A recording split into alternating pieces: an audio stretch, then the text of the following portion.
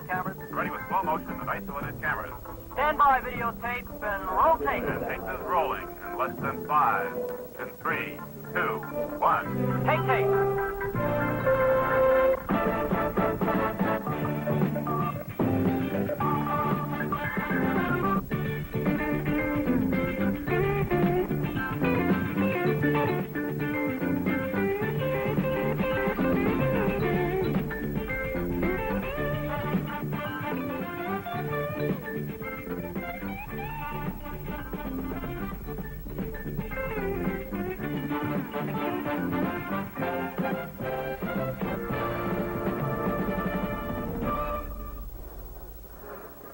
From Franklin Field in Philadelphia, Pennsylvania, a critical ball game in the Eastern Division of the National Football Conference. The New York Giants and the Philadelphia Eagles. NFL Monday Night Football is brought to you by Ford Motor Company. Ford's better idea, we listen better. And by Marlboro Filter Cigarettes. Come to where the flavor is. Come to Marlboro Country.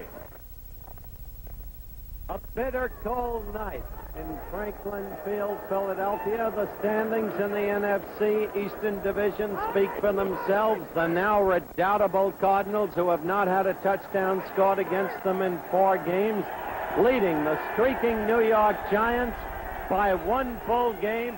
The Giants, with a victory against the Eagles tonight, could reduce the edge to a half a game, and suddenly from nowhere have come the Giants. They have won 6 in a row, but the Eagles suddenly grown confident. They have tied the Falcons in their last game, missed a victory in a last-second field goal failure, and they defeated Miami before that. And so we should have a great game tonight because they've always played the Giants tough. For further talk, my colleague in a brand-new winter coat for the occasion, Keith Jackson. Boy, it's a cold night, and it may have something to do with the outcome of the ball game. I think this is a case of a football team, Philadelphia, with nothing to lose and everything to gain. A young ball club that's been coming. They are young at critical positions, the linebacking positions in particular. The New York Giants, on the other hand, have a new kind of a pressure. The pressure to keep on winning in pursuit of St. Louis, which is a fine football team. So I think the ball game probably is going to hinge early in the game as to whether or not the Giants can move it, and then Philadelphia whether or not they can stop it. Thank you, Keith. The analysis of the quarterbacks, as always, from the gifted quarterback of yesteryear, Don Meredith. Howard, I think that Norman Snead, the Philadelphia quarterback, I saw him in Washington, and he came in as a rookie with the Washington. I thought he was the best rookie quarterback that I'd ever seen. He's been to Philadelphia now for several years. He's not attained the height that I'm sure he had anticipated. Philadelphia has not attained that height either. He is a very fine long ball thrower. He has been inconsistent. He's thrown a lot of interceptions. This has been one of the big problems with the Eagle offense this year. Their defense is ready. You go to Fran Tarkenton on the other side, and Fran is more confident right now than I've ever seen him. And I've known Fran for 15 years. Fran says they're leading the offense, a lot of it up to me, and he likes this. He's calling his plays. Ron Johnson's been a big help to him, and he thinks this is a big help. Tim, you go to the defense of the Philadelphia Eagles, and you've got a great linebacker core that's going to give Tarkenton a lot of trouble. He is aware of this, and he feels like he can do a good job tonight. So it'll be up to the quarterbacks, I think, to see how this game goes. And, of course, you're looking at Tim Rosovich, one of the mod squad of the Eagles, converted out of Southern California from defensive end to middle linebacker, which Don was about to mention. And you must watch him closely tonight. We'll brief you on him as the game develops. And finally, Don also mentioned Ron Johnson, number 30 of the Giants. Probably the signal figure in the transformation of this team, which was expected to do nothing, but has become a contender. Accordingly, I spoke to Ron moments ago. Ron, I wonder if you'd tell us the difference as you see it between playing for Cleveland a year ago and the Giants this year. Well, in Cleveland, you had a team which was expected to win every week, and I don't think that they were as high as we are here in New York. Here in New York, most of our games we've been underdogs, and I think we have a lot more spirit and a lot more hustle, and I think I enjoy this type of environment much better than the Browns. Well, you can't feel that every game is life and death any longer. As you once said, here in New York, you've won 6 in a row. Well, yes, we have, Howard, but I think now teams are looking for the prestige of knocking off the New York Giants. And even playing a team like Philadelphia, I think we're going to have a rough time tonight. Almost incredibly, you have the chance, unprecedentedly in the history of the league, to lead in both pass receptions and in rushing yardage. Now, with this kind of overnight success, what principal factor in your mind accounts for it? Well, I think the main thing is getting a chance to play and being used in a type of situation where I'm used to being used at. In college and in high school, I was more or less the principal offensive threat, and I think this is the type of situation where I am at my best. Final question, what has Tarkenton meant to your success? Well, I think Tarkenton has done a great job. During exhibition season when I wasn't starting, he gave me a lot of confidence and told me to keep hustling, and I would be starting by the time the season did start. And so far, he's been using me quite a bit, which I like, and he's done a heck of a good job calling plays and the physical things as far as running and passing. You people believe you can go to the Super Bowl, yes or no? Yes, I do, Howard. Very definitely. Good luck to you. Continued success. Thank you, Howard. We'll be back in just one moment.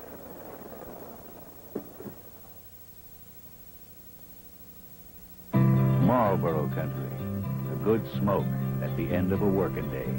You've been moving hard since sunup through a long and dusty day. The cattle stop their moving round, things begin to settle down. Seems like town a million miles away. 40 miles up riding to the end of a working day.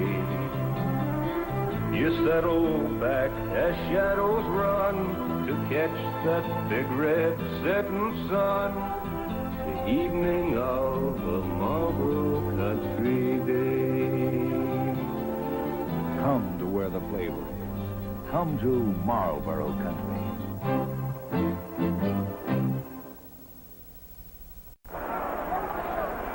A crisp night. Crisp is a light word. A cold night in Philadelphia, Pennsylvania. And on the eve, the moments before, the football game between the Philadelphia Eagles and the New York Giants, the Boyerton High School Marching Band, and our national anthem.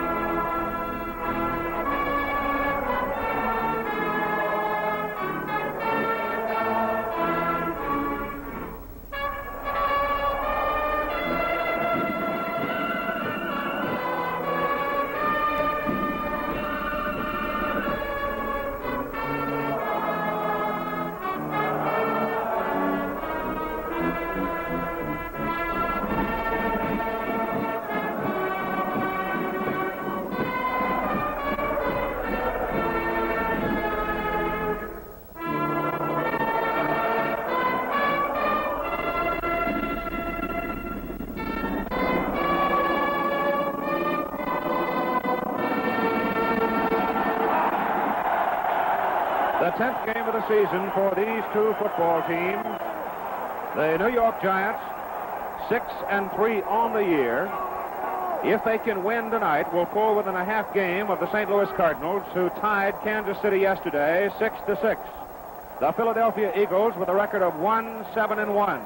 But Alex Webster has made the point consistently through the week as he tried to prepare his ball club for this game, that this may be the best football team in pro football this year, which has won only one ball game.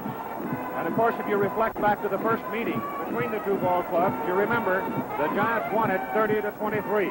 Fran Tarkenton warming up on the sidelines, and it's a night to keep warm. The chill factor is down around 20 degrees because of the wind that goes with 32-degree temperature. This telecast, presented by authority of the Philadelphia Eagles Football Club, intended for the private use of our audience. Rebroadcast or other use of the telecast without the express written consent of the Philadelphia Eagles Football Club and the National Football League is prohibited. Pete Gogolak of the New York Giants, the Giants in white tonight, teeing it up. Obviously, they will kick off to the Philadelphia Eagles, and the deep men for the Eagles will be Billy Wallach, number 9, and Al Nelson, number 26. The referee in tonight's ball game is Jack Best. The umpire is Frank Sinkovitz. The head linesman, Leo Miles. The line judge, Bruce Alford. The back judge, Bob Frederick. And the field judge, Tony Stover. They will play this one on artificial turf. And here's the kickoff by the Giants. It goes to Wallach at the 4-yard line. And Billy Wallach comes back to the 27-yard line where he is dropped hard, and it's first down. Philadelphia hit by Joe Green. The Philadelphia Eagles offense will have at quarterback number 16, Norman Snead. Lee Bogus and Cyril Pender will be the setbacks. Bogus 46, Pender 22. The wide receivers, 85, Gary Bowman, 29, Harold Jackson. The tight end, 89, Steve Zabel. The center is Mike Evans. The Eagles in green. Snead gives to Bogus. And Bogus is across the 30 to the 32-yard line for about 4, maybe 5 yards. Bob Lertzema made the tackle for the New York Giants.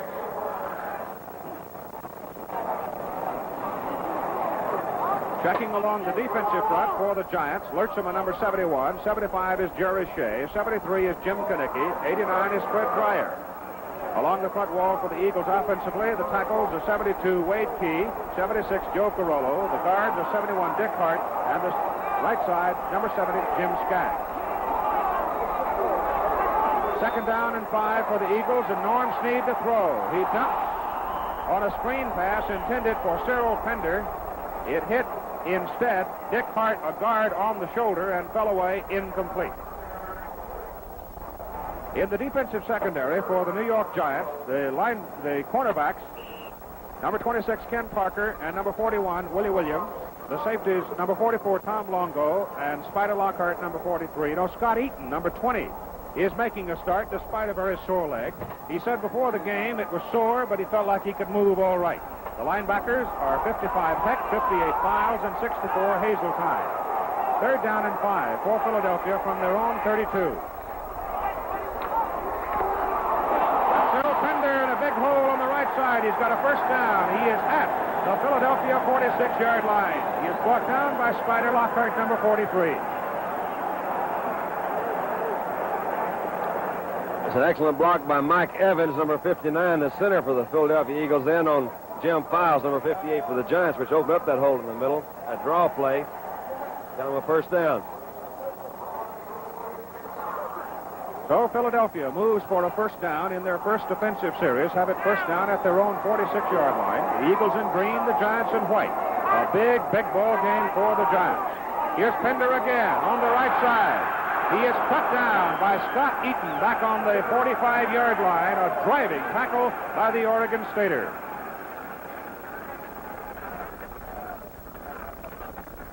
Well, if he's got a sore leg, he didn't show it on that particular play. If he didn't have one, he might have one after that play. You know, he hit him pretty hard.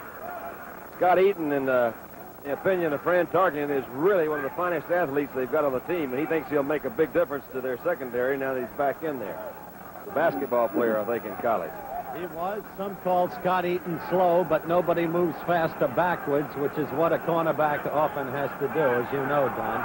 They give Pender's progress to the line of scrimmage. Second down and 10 from the 46, and Norm Snead to throw. The pressure by Dyer, and Snead unloads. It is incomplete again. It was intended for Pender, number 22. So it's going to be third down and 10 for Philadelphia from their 46-yard line. Interesting to note the development of Dreyer, Don, now one of the best pass rushers in the National Football League. Still has things to learn, but the help he's gotten from number 64, the veteran Matt Hazeltine, out of retirement is almost incredible. Hazeltine has been a bonanza to both the development of Dreyer and number 58, Files, the middle linebacker.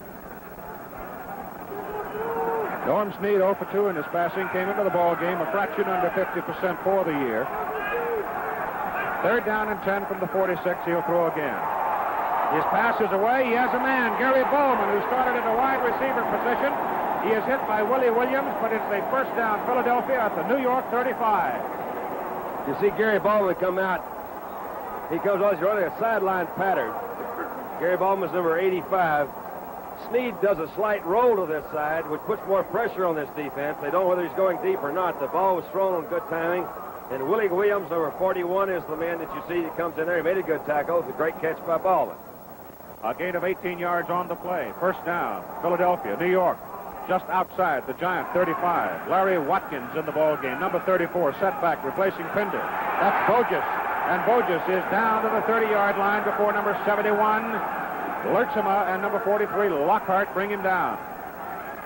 Keith, as the fans probably know by now because of past games, Lee Bogus, number 46, out of Louisville, is a man to watch. Jerry Williams, the Eagles coach, even though Bogus is a rookie, calls him a complete football player based upon his pass reception ability, blocking ability, and as you just saw, running ability.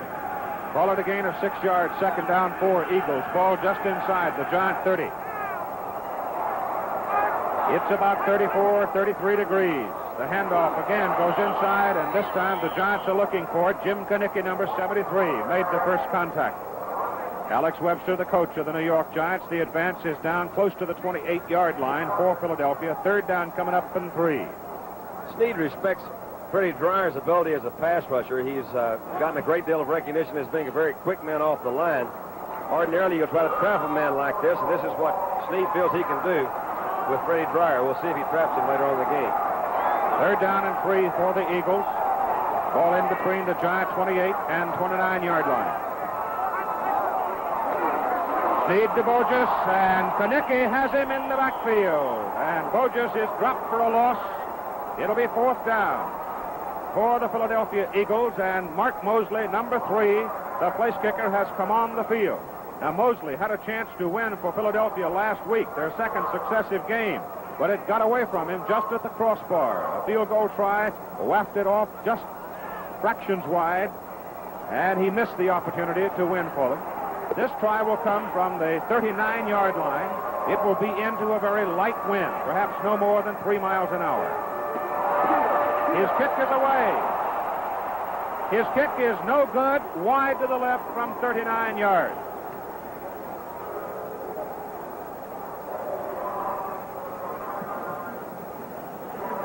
So we have a timeout here at Franklin Field in Philadelphia, Pennsylvania, with our score in the first quarter, the Eagles nothing and the New York Giants nothing. Mike Curtis is tough. He plays football hard. But he wants his hair to be soft. That's why I use Brill Cream. A little dab leaves your hair soft. Really natural, like it should be. Brill Cream believes a man should be tough. But his hair should be soft. Brill Cream, the best-selling hair dressing in the world. Now from Firestone, a new studded asymmetrical town and country winter tire you can put on all 4 wheels to really improve your stopping ability on ice. With just 2 asymmetrical town and country studded tires on the rear, you still stop. And you've stopped a lot quicker than you can with just 2 ordinary studded winter tires on the rear. Look for the new asymmetrical winter tire at your Firestone store or participating dealer, the mileage specialist. All right, the New York Giants have the football for the first time tonight. First and 10 at their own 20. The quarterback is Fran Tarkenton. The setbacks will be number 30, Ron Johnson, number 24, Tucker Fredrickson. The wide receivers, number 85, Don Herman, number 18, Clifton McNeil. The right tight end will be Bob Tucker, number 38. Giants in white, and they send Herman in motion. And Tarkenton has it. Looking to the screen. He goes to Fredrickson, a great block. And Fredrickson, from the 20-yard line, comes all the way out to the 44, a gain of 24 yards. And leading the play all the way was number 53, the center, Greg Larson. Tim Rosevich made the tackle, the middle linebacker for the Eagles. Along the line for the Giants, number 69, Willie Young, and number 77, Dick Buzzin are the tackles. Number 61, Charlie Harper, number 63, Doug Van Horn, the guards, and the center, as we noted, Greg Larson. So the Giants open up big with a gain of 23 yards out to the 43-yard line, first and 10. The Giants have won 6 in a row, beat the Eagles in the last meeting, 30-23 in New York. Again, Herman goes in motion off the eye. The handoff is in the middle of the line, and there is no room. Ernie Callaway and Gary Pettigrew are right there, and they sock it to Tucker Fredrickson hard. Tarkington believes that the Giants actually are the true multiple offensive team in football today. We were talking. He says, you know, Kansas City does a lot of disguising of their multiple offenses, as does Dallas. He says, but we really are a multiple offense. He says, we change formations weekly. He puts them in motion. He says, we never know what they're going to do, so we're going to put them in motion early in the game to see what they do, and maybe we can make some adjustments from it later on in the game. We'll give him 1 yard on the play. It'll be 2nd down and 9. From the 44-yard line, Ron Johnson is off to the right side this time as a wide receiver. Fredrickson, the only remaining back. And Mel Tom just missed Fran Tarkenton. Fran throws to Ron Johnson, and Johnson with 38 catches makes this one at the Philadelphia 49-yard line. Al Nelson on the tackle. There's two things that I'd like to say about this next play. We'll take Johnson, number 30, as he comes out of the backfield. But you probably saw earlier, Tarkenton rolled to his left. One thing he's learned, you know, he's been called a scrambler, and Fran really doesn't like this. He likes to utilize the people that he's got, and he thinks Johnson's the biggest thing he's had to help him in all of his pro career. He had a chance to scramble. He stopped and saw Johnson coming back across. Man for man, he had Al Nelson, number 26, on him, and that's a good quarterback call. It'll be 3rd down and a long yard to go for the New York Giants at the Philadelphia 49.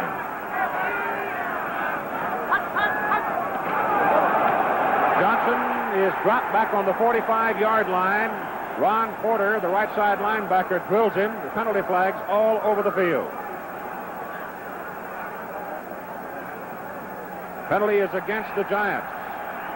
Obviously, the Eagles will want to force New York into a kicking situation, so the receiving team is on the field for Philadelphia, the kicking team on the field for the Giants. Bill Johnson will punt. While we await the punt, Keith, Dunn just mentioned how Tarkenton feels about the utility of Ron Johnson. All night you'll see Tarkenton using his backs as receivers. Reason? He's got the agility and durability not to need the long-term blocking that backs provide, and he'll use them as receivers extensively. Bill Johnson averaging 38 yards a kick. Left puts it out of there, hangs a high spiral. Billy Wallach backs up. He'll let it go. It's in the end zone. It'll be Philadelphia's ball, 1st and 10 at their own 20. And right now, we have a timeout here at Chile Franklin Field in Philadelphia. Our score in the first quarter, the New York Giants nothing and the Philadelphia Eagles nothing. Merry Christmas. What'd the old boy give you? Well, come on, let me show you. Oh, I got this robe. oh, beautiful. What did you get? What's that? Hawaii! That's what that is. Nice little package, huh? Ralph! Bill gave Gladys Hawaii! The whole island? The whole island! And we're going on United Airlines. Bill charged it with his United credit card.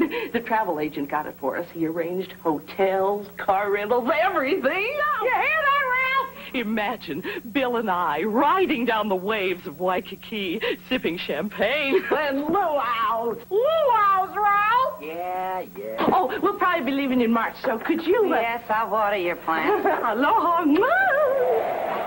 Hawaii. Gladys, leave. No, not till March. Fly the friendly skies of United. The statistical story on Norm Snead so far in the ball game as Philadelphia comes to the attack 1st and 10 at their own 20-yard line. Cyril Pender is back in the ball game along with Bogus as a setback, and they're split in the backfield. That's Bogus. And he works his way up to about the 24-yard line before Bob Lurtzimer and Jerry Shea, defensive left side of the Giant line, get him. Went the wrong way. Should have cut to his left. Bogus has carried a total of 110 times on the season. He's averaged 2.6 yards per carry. In the game tonight, 4 attempts and 11 yards. From a standpoint of total yards gained on the ground, Cyril Pender is the best rusher so far for the Eagles. It is 2nd down and 6. Snead to throw. Dreyer gets him. Fred Dreyer, number 89, shooting in from the defensive right end position, nailed him. All right, here's old Freddie Dreyer, and Freddie Dreyer's doing a good job of this all year. He does have great quickness. He comes in and puts a great rush on the passer. This is the thing that's giving Snead a lot of trouble this year. He has not been able to have a consistent passing game. He's either been getting trapped or throwing interceptions. Dreyer, number 89, you see Snead, number 16. a great move. He faked to the outside and came in. Wade Key was the blocker, number 72, on that last play. The loss is back to the 16-yard line. It'll be third down and 14 for Philadelphia.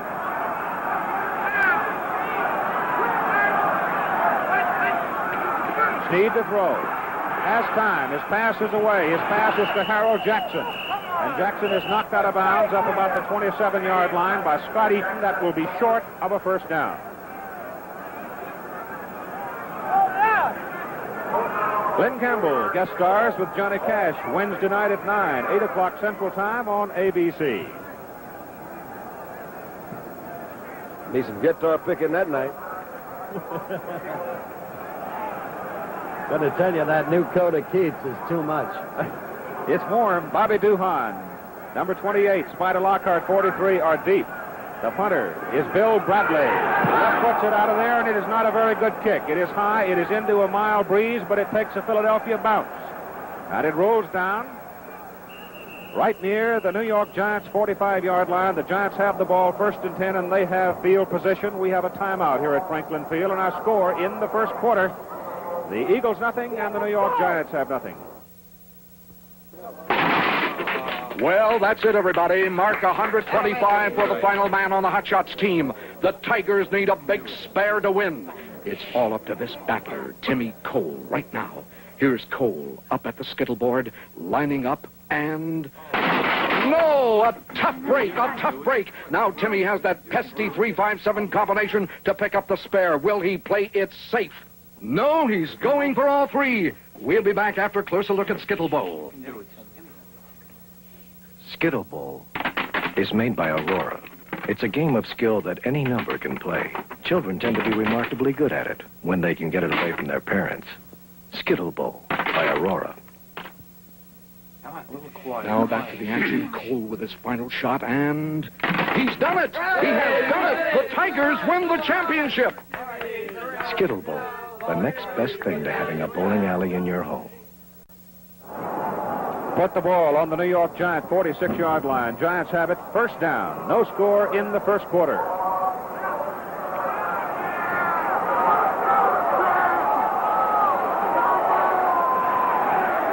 Fran Tarkenton, the quarterback. Ron Johnson, the ball to the right side. He is slowed down coming out of the secondary by number 24, Nate Ramsey, and then the pursuit caught up with him. Ron Johnson, who has had quite a year with the New York Giants. Let's make the point, too, Don, that the Eagles are keying on Johnson all night tonight for the run. Well, I think if they don't, they're in a lot of trouble. A loss of 2 yards on the preceding play. It's second down and 12. The ball is back on the 44. Herman is way wide to the right side. McNeil to the left. And Tucker Fredrickson's moved up into the slot. Look out for Fredrickson. He's been a prime receiver. This time he goes deep to McNeil. Clifton's got it. And he is caught, and he is dragged down by Ray Jones, but not until he reaches the Philadelphia 25-yard line.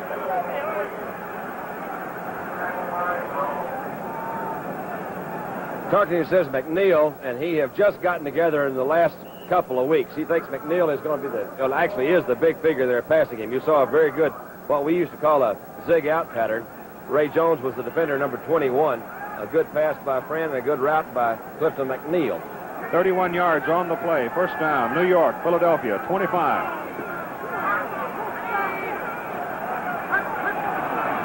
Tarkenton will throw. He looks for McNeil. He goes over the middle. It is incomplete. Ray Jones had it in his hands, and McNeil knocked it away from him. That's 2 plays in a row where Ray Jones has been a signal figure. Ray was one of 3 defensive backs drafted by the National Football League from Southern University. Another noted one, number 48 on Green Bay, Kenny Ellis. But Ray is a rookie, as all rookies will. He has made mistakes, and Fran is going to work against him for much of the evening. Tarkenton now 3 out of 4 for 61 yards in his passing. Second down and 10, New York at the Philadelphia 25. The game being played at Franklin Field in Philadelphia, the home of the University of Pennsylvania Quakers.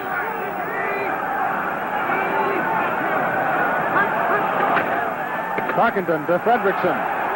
A good block from Ron Johnson. Gets him around the corner and gets him down around the 21-yard line before left linebacker Adrian Young, number 35, makes the tackle. Let's watch Ron Johnson, number 30, on this block. You see Tucker Ferguson, number 24, is on a straight slant out. He's coming. He's got Adrian Young, the linebacker, number 35, and that was a great block. He came back on the inside. They didn't pick up much yardage, but Johnson is a utility black that can do them all. Call it a 4-yard pickup, make it third down along 6. It's actually about 6.5 yards for the Giants after Philadelphia, 21.5. This time Johnson is flanked to the left side, and Tarkenton's pass for Clifton McNeil is incomplete. Defending on the play, Nate Ramsey for the Eagles. So Pete Gogolak sheds the warm weather, or the warm cloak, and comes on the field, braving this cold weather. Keith, I was talking to Pete Gogolak before the game. He's Tarkenton's roommate, and he was asking me, he said, what effect did this artificial turf have when you played? I said, well, I didn't have that much, and he's really not that fond of it. He says, I haven't kicked on it but one time this year. That was in Dallas. He didn't decide before the game what shoe he's going to wear. Let's see how he does right now. From the 29-yard line, the kick is high, and the kick is good. So he must have chosen the right shoe, wouldn't you say? He picked it out there. 6 plays, 54 yards, and the New York Giants grab the lead. Pete's really a fun guy. He was telling me today, Don, you were with me, when he said there's all this talk about all the soccer kickers. He said, let's just remember I started it in 1960, and before I'm done, I'll break Tom Dempsey's record. I like his attitude. 4 minutes and 20 seconds left to play in the first quarter. The Giants are on the board, leading by a score of 3-0. Billy Wallach, number 9, is the man the Eagles like to have return the football on all kicks.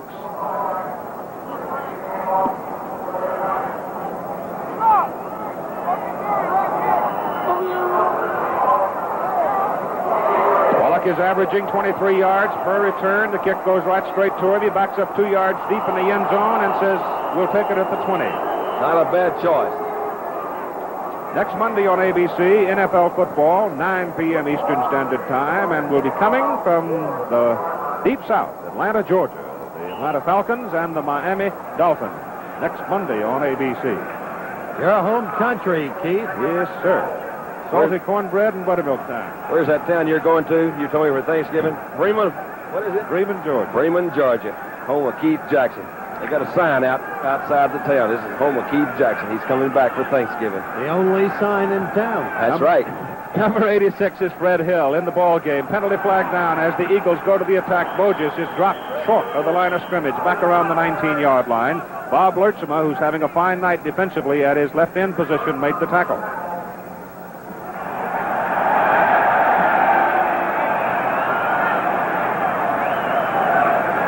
Referee Jack Best paces off 5 yards against the New York Giants. Offside. You'll note the officials are wearing gloves. First down and 5 for Philadelphia from their own 25. There's Red Webster, the coach of the Giants. Norm Snead, the quarterback, pitches to Bogus, cuts inside, fine block, gets across the 30. He's out to the 32-yard line before Willie Williams makes the tackle. First down, Eagles. That Bogus is a good-looking ball player, Don. He is a fine ball. He moves very smooth. I came out to practice Saturday night, and I couldn't get over how smooth he did run in. I said, well, there's nobody trying to tackle him. I see how he does when somebody's after him, and he's doing very fine tonight. He is a rookie, and he's doing a fine job for him. Good trap block, by the way, that last time by Wade Key, number 72 of the Eagles. Ball is on the 32-yard line. Philadelphia Eagles have it first down. Snead again to Bogus, and Bogus runs into number 72, John Baker, who is in at defensive left tackle, and Baker is the first man to get to him and knocks him down after 1 yard. Funny thing. Had lunch today with Leonard Toast, the owner of the Eagles, and Pete Retzlaff, the general manager. The Eagles lost 7 in a row. Everyone knows it. After every game, Art Modell, the president of the Browns, would call Leonard and commiserate with him. Then the Eagles won 1 and the Browns lost. And Toast called Modell, and Modell said, "How dare you?" Second down, 9 yards to go for Philadelphia. Penalty flag down. Handoff to Cyril Pender. And the X from Illinois hits up to about the 37-yard line, but let's wait for the penalty.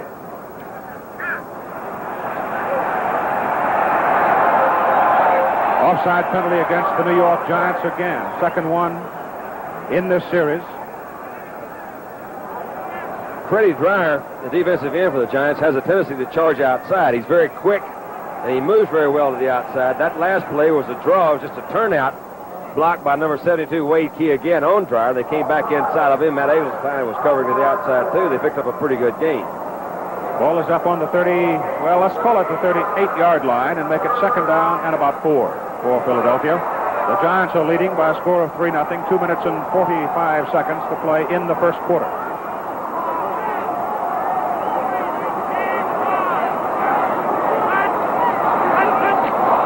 Giants again may have jumped. The play goes up the middle. There is negligible gain on it. The thing I noticed that impressed me most was you see Norman Snead, number 16, when there's a fumble or something going on there, Norman very casually walked back to the back till all that commotion was settled in there. I'm not getting in the middle of that, Jazz. Another good quarterback trait. This time it was Jim Kanicki who anticipated a little too much, perhaps. That's 3 penalties, 15 yards against the Giants. The football is resting at the 43-yard line. First down, Eagles. Their own 43. The Giants are leading 3-0.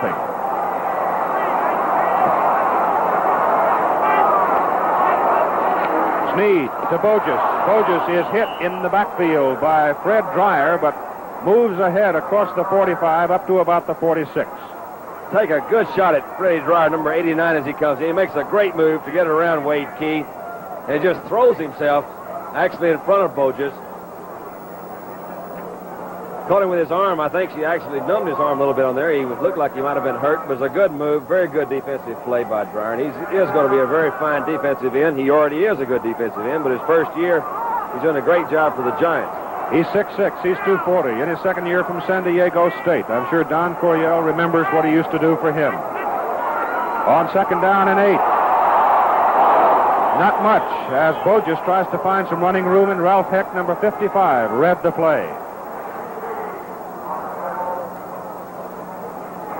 That's how cold it is in Philadelphia tonight. That's a hand warmer. It's full, I imagine, of briquettes or something like that. But it keeps your hands warm, and I wish we had 4 up here. Would you believe 6? As the sideline with the New York Giants, Red Webster, Alex Webster, who was a great star with them, of course. Everybody remembers, I'm sure. The ball is placed back. Let's call it the 45-yard line. Make it third down, and a long 8 yards to go. The Eagles have been on the third down hook now 4 times. They've made it twice. Snead to throw, gets his pass away, and it is short. He was getting pressure from Fred Dreyer. Bob Lertzema, the other defensive end. The pass was intended for Ben Hawkins, and Philadelphia will have to kick it away.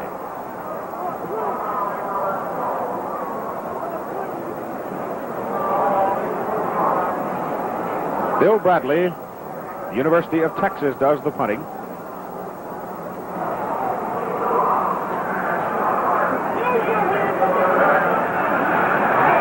Bobby Duhan and Spider Lockhart, 28 and 43, are the deep men for the Giants. Giants wearing the white. Here's the kick by Bradley. And it is not a long kick.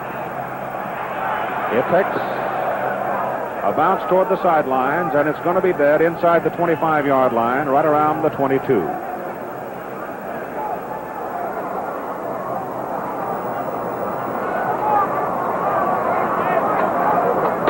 Number 71 is Bob Lertzema, a defensive left end. Appears to have been shaken on the last play. The ball is at the 21-yard line. First down, the New York Giants. Only Ron Johnson is back there with Tarkenton trying to throw. The Eagles are after him. His pass intended for Ron Johnson is incomplete.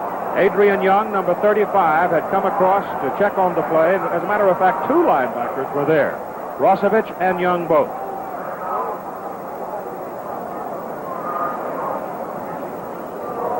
You see Ron Johnson, number 30, as he comes out of the backfield. Adrian Young, number 35, is right with him. Tim Rosovich, number 82, is the middle linebacker, and he comes over too. Friend received some pressure in the backfield and moved. Johnson, as you see, held up there a little bit. I tell you, I spent 2 or 3 days this past week with Adrian Young and Tim Rosovich, and I want to talk about these guys a little while. They're a couple of real characters, good football players.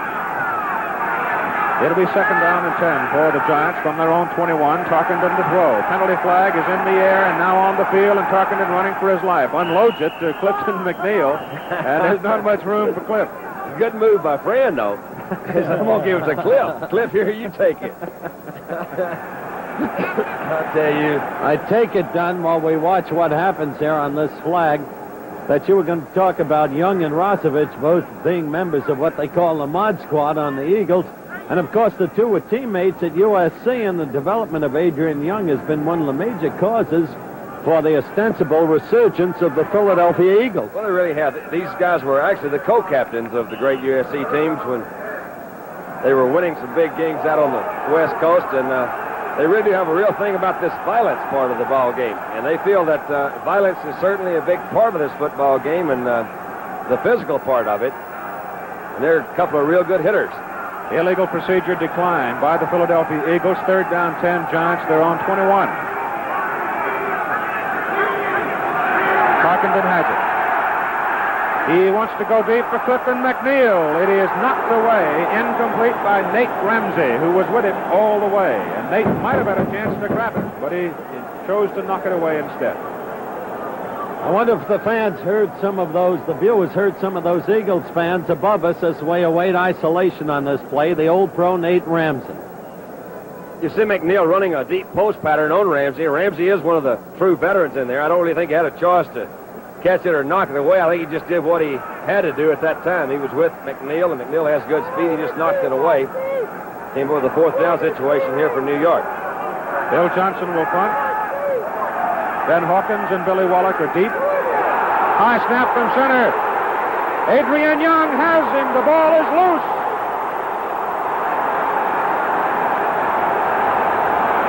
It is very near the New York goal line. Philadelphia's ball. How about that for a break in the game in the closing seconds of the first quarter?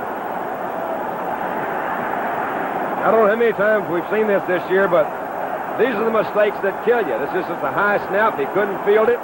It is 4th down. The Eagles are going to get the ball anyway. Adrian Young, number 35, did come in. The Eagles are really up for this ball game. They're going to play it as hard as they know how. And to quote some of them, they say, hey, this is our Super Bowl, so we're going after the Giants. And time expires at the end of the first quarter here at Franklin Field in Philadelphia. Our score, the New York Giants 3, the Philadelphia Eagles 0.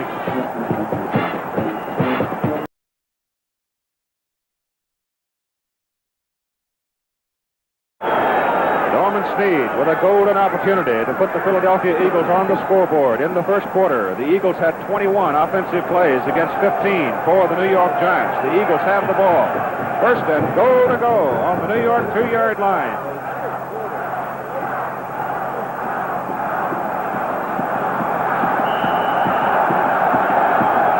This will be the first offensive play of the second quarter. It looks like we have a full house here, and if we do, better than 59,000, it's going to be a record weekend of attendance for the National Football League. 1st and goal to go from the 2.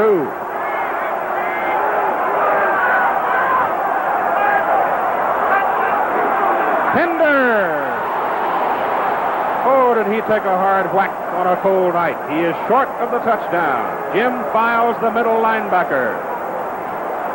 Take a good look at Jim Files, number 58. And here's the guy. This is his responsibility to keep those guys from jumping over that line. That's what they try to do down there. And Files is a good one. He's a big rookie that the Giants are really proud of. You'll see him meet Pender right in the air and turn him an absolute flip. Pender had seen somewhere in those movies of years gone by, that's what you're supposed to do on the goal line is jump over them. Files had seen those same movies. 2nd down and goal to go, about a foot away. Sneed, touchdown. Whenever Call on your power.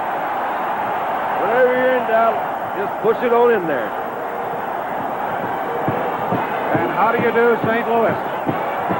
The Cardinals, knowing full well after their tie yesterday, a victory for the Giants could pull them within a half game. Here's the touchdown. Number 16, Norm Snead, big, strong, powerful, big-legged quarterback, as all of them are, pulled his way across the New York defensive line for a score. Here's the extra point try by Mark Mosley. It's blocked! And I think it was Ralph Heck, number 55. Hey, it was Ralph Heck. I tell you, that could be a big one. Ralph Heck, who rented a house in Pound Ridge, New York, in northern Westchester. You'll see this set up from the end zone camera, and Ralph Heck is number 55. He comes in and gets a big hand in front of this one. And I know this has been said a lot, but seriously, this is a big thing. You know, the extra point in football is usually like an ordinary thing. There's old Ralph Heck, number 55, and we're going to be right back to see you just in a little while. Time out right now. We'll be back with the Philadelphia kickoff in just a moment. Our score, the Eagles 6, the Giants 3. You want to get some chair and the little table. You pick up the rack of the lights. You get the map.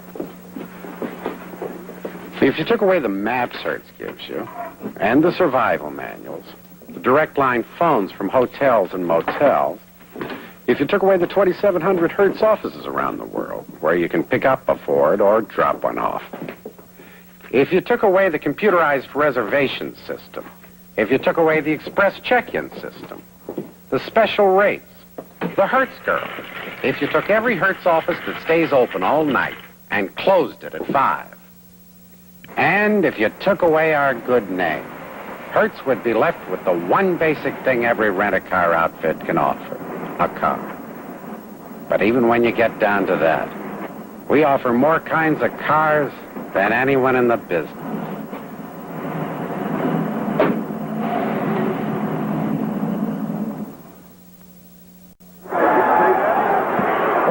Seconds into the second quarter, the Philadelphia Eagles have taken the lead by a score of 6-3. The Giants, Ralph Heck blocked the extra point try. Bobby Duhan and Les Shy are the deep men for the Giants. 25 is Shy. Here's the kickoff by Mosley. It is very short, and it goes down to number 33, Joe Green for the Giants. And Joe comes back to the 36-yard line. 1st and 10 for New York. They call him Little Joe Green. He's from Bowling Green, but they know on the Giant squad that he's the toughest, strongest man, inch for inch and pound for pound on the squad. Who decided that, Howard? I want to. How did they decide that? Fran Tarkenton told me, and so did Big Red Alex Webster. All right. I just want to make sure it was from an authority. Off the I formation, it is Tucker Fredrickson, Ron Johnson, Fran Tarkenton, the quarterback. Don Herman is wide to the left, McNeil to the right. They break off the I, go to Johnson, and Johnson is caught in the secondary by Mel Tom and dragged down. He may have picked up 1 yard. They'll give him 2. It'll be 2nd down, 8. You know, this game has a long way to go, but there was a kind of justice in Snead scoring that touchdown. 2 maligned quarterbacks through all the years, Tarkenton and Snead, both characterized as non-winners, and both in a key game tonight. On 2nd down and 8 from the 37-yard line, outside the 37, this is Ron Johnson. He is tripped at the line of scrimmage, but he has great balance, and his momentum carries him to the 44. Ron Porter, the tackle for Philadelphia. I don't know anything really about how these trades are made and all that sort of jazz, but I would imagine that the New York Giant people are kind of smiling with old Ron Johnson and Jim Kanicki on their side this year. I would think that'd be a pretty good trade.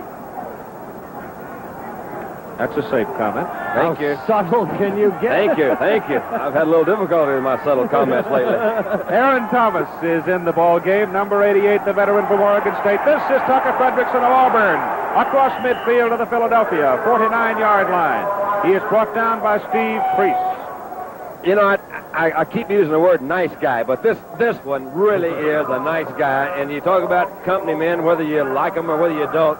Tucker believes in the New York Giants. You see him running a power offside. He got a good block. He came in, Tucker is a great blocker. He's been known for his blocking ability. He's been hurt. He's had some bad knees. He's a really good guy, and I'm glad to see him have a good year for him. First down, Giants, Philadelphia 49-yard line. Again, it is Fredrickson. Again, he has power. He goes to the 46 for 3. Rosevich, the tackle for Philadelphia. I know what you mean, Don. You face the danger of being called provincial and a homer. Forget it. Tucker Fredrickson is one of the world's great people and most courageous. 2 knee operations, given up on, and out there and doing an honest and good job this year. Second down, 7 yards to go. Giants, Philadelphia 46. Tarkenton running deep. He's got the screen set up to Fredrickson.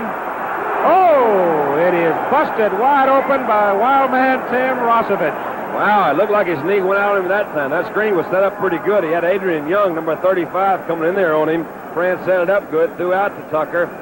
And old Tim did come in there. I'll tell you, Tim is a heck of a competitor, and he loves to hit. Tim Rosevich, 82. There was a gain of 2 yards on the play, down to the 44-yard line.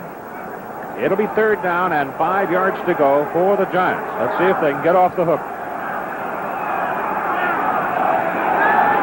The temperature now below 30 degrees. Tarkenton back to throw. Goes over the middle. Bob Tucker, first reception of the night at the 39-yard line. It'll be close to a first down. Bob Tucker out of Bloomsburg State. Bob Tucker, who played with the Lowell minor league club, a farm club of the Patriots, given up on. Bob Tucker given up on by these very same Eagles. Bob Tucker, who got a shot with the Giants and who's been a key figure in their success this year.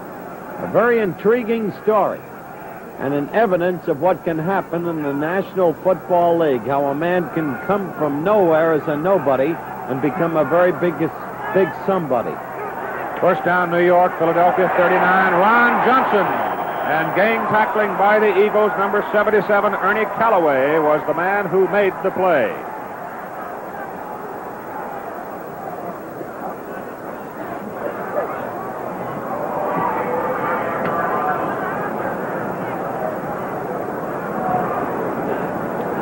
Jerry Williams, the coach of the Philadelphia Eagles. We share the old alma mater. He's from the great Pacific Northwest, Washington State University. Second down and 10. New York, Philadelphia 39. Tarkenton wants to throw it. Unloads it to Fredrickson, and Ron Porter runs him down inside the 30 at about the 28-yard line. It may be another first down. All right, you go see Fredrickson, number 24, as he comes out of the backfield. Actually, Ron Porter, number 50, stays in there a little bit too long. He doesn't cover Fredrickson. That's his man. And talking to Fran today, I said, Fran, how are you hitting your back so much? He says, I'm king the linebacker. If they're not on them, baby, I'm going to hit them because you don't have to throw it that far. It is a first down for the Giants. And the advance of the ball is to the 27-yard line. This is Ron Johnson on a sweep. Number 88, Gary Pettigrew, was involved in the group of green shirts that got him. So was Rosevich, and so was Porter. That's right, Keith. So was number 82, Tim Rosevich. And Don, later on we should discuss, I think, what it's meant for Tim Rosevich to become converted from a defensive end to a middle linebacker, and overall what a job he's done. I agree with you, Howard. One thing I'd like to point out about that full stack they had there, Fran ran out on a quick count. Whether he gained much yardage or not, the Eagles now know he can run when everybody's in the backfield. Second down 7 from the 24. Tarkenton's pass. It is caught by McNeil. It is dropped by McNeil. Coming over to defense, Al Nelson. One of the many, as you know, Keith, from Grambling College. Story about Al, Howard. He had heart murmur during training camp. They couldn't figure out what caused it. Wound up infected tooth. Thank heavens. Yes, indeed. Tarkenton now 7 out of 12, 80 yards. The ball is on the 24-yard line. Third down 7, New York, Philadelphia 24. McNeil is wide left. Ray Jones comes right up nose to nose with him. Tarkenton looks and goes deep for McNeil. He's wide open. Touch. No, he dropped it. Oh, he'll remember that one. Oh, my goodness. Everything is really nice on this play until the very end of it. We're going to take a look at old Clifton as he comes back out of here, and he's got Ray Jones on him. Clifton's going to run a pretty good route. He comes back, gives him that inside fake, comes back to the outside. He's got him beat, and my goodness, he hit him in a bad place. Pete Gogolak's in the ball game. He'll try a field goal on 4th down and 7. He's going to hit it from just outside the 30-yard line. He could tie it up. Oh, he missed it. It is wide to the left. Wait a minute. Pete goes off with his head hanging low. Disaster. 8:50 to go, first half timeout. Franklin Field, Philadelphia. Score, Eagles 6, Giants 3. Philadelphia Eagles in green have the football, 1st and 10 at their own 20-yard line. It was expected to be Brannigan in the neighborhood, and that's what it's been so far. 8:50 to go, first half. Eagles lead by a score of 6-3. Giants beat Gogolak, just missed the field goal. And the Eagles have it as Snead drops to throw. Bowman is wide open. And Gary is up to the 35-yard line for a 15-yard gain on the play. Tom Longo, 44, led the tackling for the Giants. We have penalty flags on the field, so hang on. The initial indication against the Eagles, and it's obviously against them. They're backing up. And it's got the look of an offensive holding penalty. What it is? It's been this type of happenstance or circumstance, however you'd like to call it, that's caused the Eagles so much problem this year. They've had a lot of problems with penalties in key situations, interceptions, fumbles, haven't been able to sustain a drive. The ball is put down just outside the 5-yard line. We'll call it the 5. It's going to be first down and 25. Cyril Pender. Oh, ball is loose. The Giants have it. Scott Eaton's on the football. That's a pretty good hitting going on there, I'll tell you. Jimmy Files knocked it loose, and Scott Eaton covered it. That evens off the critical fumbles, and we'll watch this in slow-mo, Don. Well, you'll see him come around as a quick pitch. Bender has it. He's coming in there. You'll see Eaton, number 20, from the side. I think Eaton is actually part of that reason for it, but Files, number 58, comes in. The ball just pops loose, and Scott turns around and says, there it is, it's mine.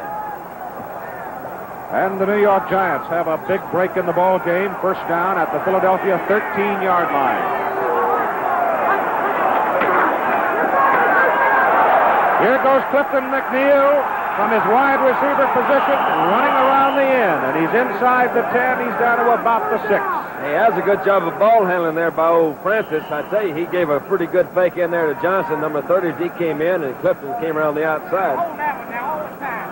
Let's take a look at it. You got Johnson coming in. Fran takes the ball, fakes to Johnson, holds it in there, flips it back out to McNeil, number 18, comes around. Of course, Clifton has great speed. He does get outside the Eagle defense. Stephen Priest, number 33, is the one that puts a finishing tackle on him. Ball is inside the 5-yard line. Steve Priest, incidentally, is a former quarterback at Oregon State for DeAndro, and during his college days was considered a virtual magician with the option play. That's Fred Dreyer, all taped up, ready to go for the New York Giants. Oh, man, those broken noses, that brings back some memories. It is just a little bit short of a first down. The ball is right in between the 4 and the 3-yard line. The New York Giants have it on the Philadelphia 3.5.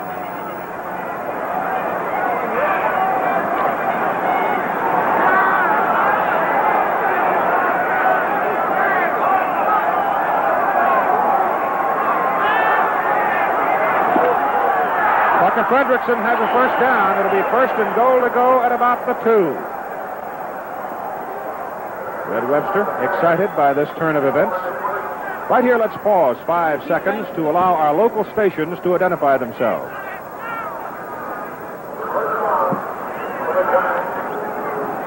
All right, we'll see Dave Lloyd. Dave Lloyd, number 52, is now coming in middle linebacker, and he's been the regular there for a long time. You'll see him feel his way along, and he comes in and actually is the one that puts Tucker Ferguson back but they do pick up the first down. At this point, Jerry Williams going to the experience and putting Lloyd in at the middle linebacking position. First and goal to go, Ron Johnson. Touchdown, Giants.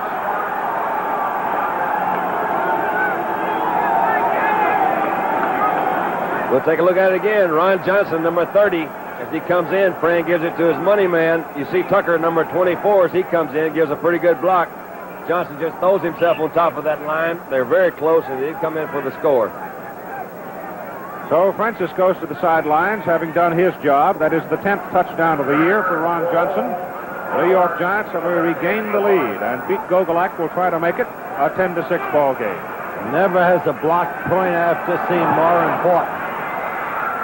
Offsides the Giants. That should nullify the extra point, which was good. Let's see if it goes against the Giants. No, it's against the Eagles. So the Giants decline, and obviously they'll take the point. So we have a timeout here at Franklin Field in Philadelphia. 6:55 to go, first half. The score now, the New York Giants 10, the Philadelphia Eagles 6. For the Philadelphia Eagles as the New York Giants, Pete Gogolak tees it up to kick it off on a night where the temperature is sliding below 30 degrees in Philadelphia, Pennsylvania. Pete's kick. Short. At the 10-yard, 11-yard line, it's Billy Wallach. He's back to the 30, 19 yards on the return. The first man to get to him for the New York Giants was number 23. And number 28, Bobby Duhan. Florida State and Houston, Thanksgiving Day from Tampa, Florida. You'll see it on ABC at 7:30 p.m. Eastern Standard Time. The Cougars of Houston, the Seminoles of Florida State, out of Tampa. Should be a wide-open, high-scoring thriller. First down, Eagles. Ball at the 29-yard line, and Cyril Pender getting some good blocking on the left side. Gets 7 as he comes to the 36. Don, I wonder how many people remember that Cyril Pinder was on the same team with Dick Butkus and Jim Grabowski in Illinois. I'd forgotten that. I'm glad you pointed that up, Howard. I did slip my mind. Gee. Second down and 3. Pinder, 5 for 30 yards so far in the game.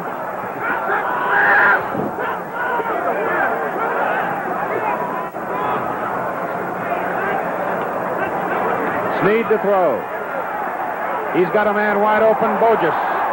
And the big youngster from Louisville comes to the 41. He ought to have a first down. Jimmy Files, number 58, the big rook from Oklahoma. Put him down.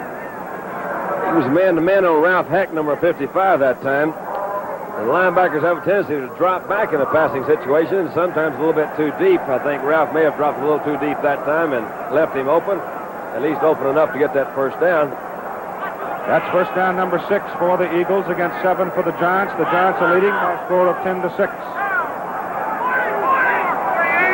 5 minutes to go in the first half.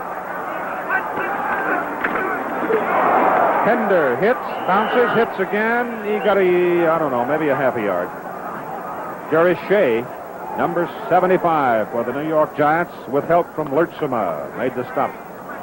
As many of you know, each week the coaches grade these defensive players, actually the offensive players too, and Jerry Shea is the man in the defensive line who week to week, I understand, has had the highest grade. I don't know exactly how they grade him, but that tells me that he's playing very consistent ball for the Giants and has given them a real plug there in the middle.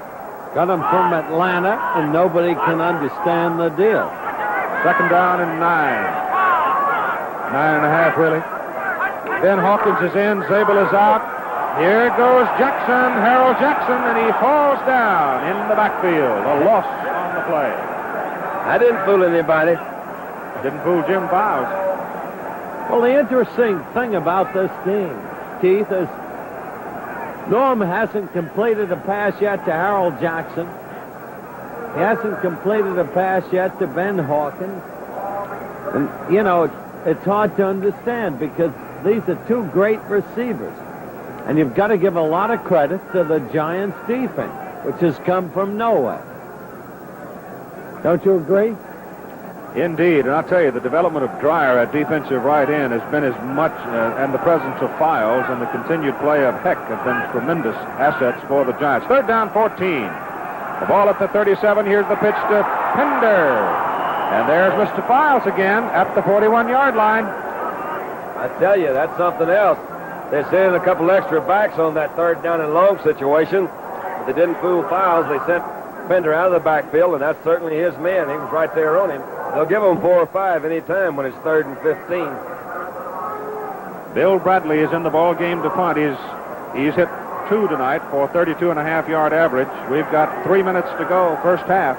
The Giants are leading by a score of 10-6. Bradley's kick, it's a twisting spiral. Spider Lockhart backing up, fair catch, 24-yard line. Spider Lockhart.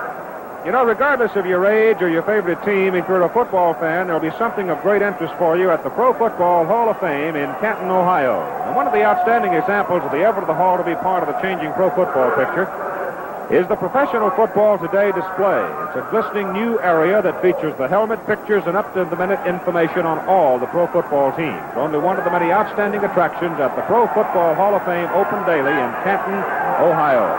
All right, Giants ball, first down, 24-yard line, their own 24. Ron Johnson. Crowd of folks there, but the momentum of the Giant offensive line carries him up across the 30 to the 31. Has a brother named Alex Johnson, Los Angeles, well, California Angels.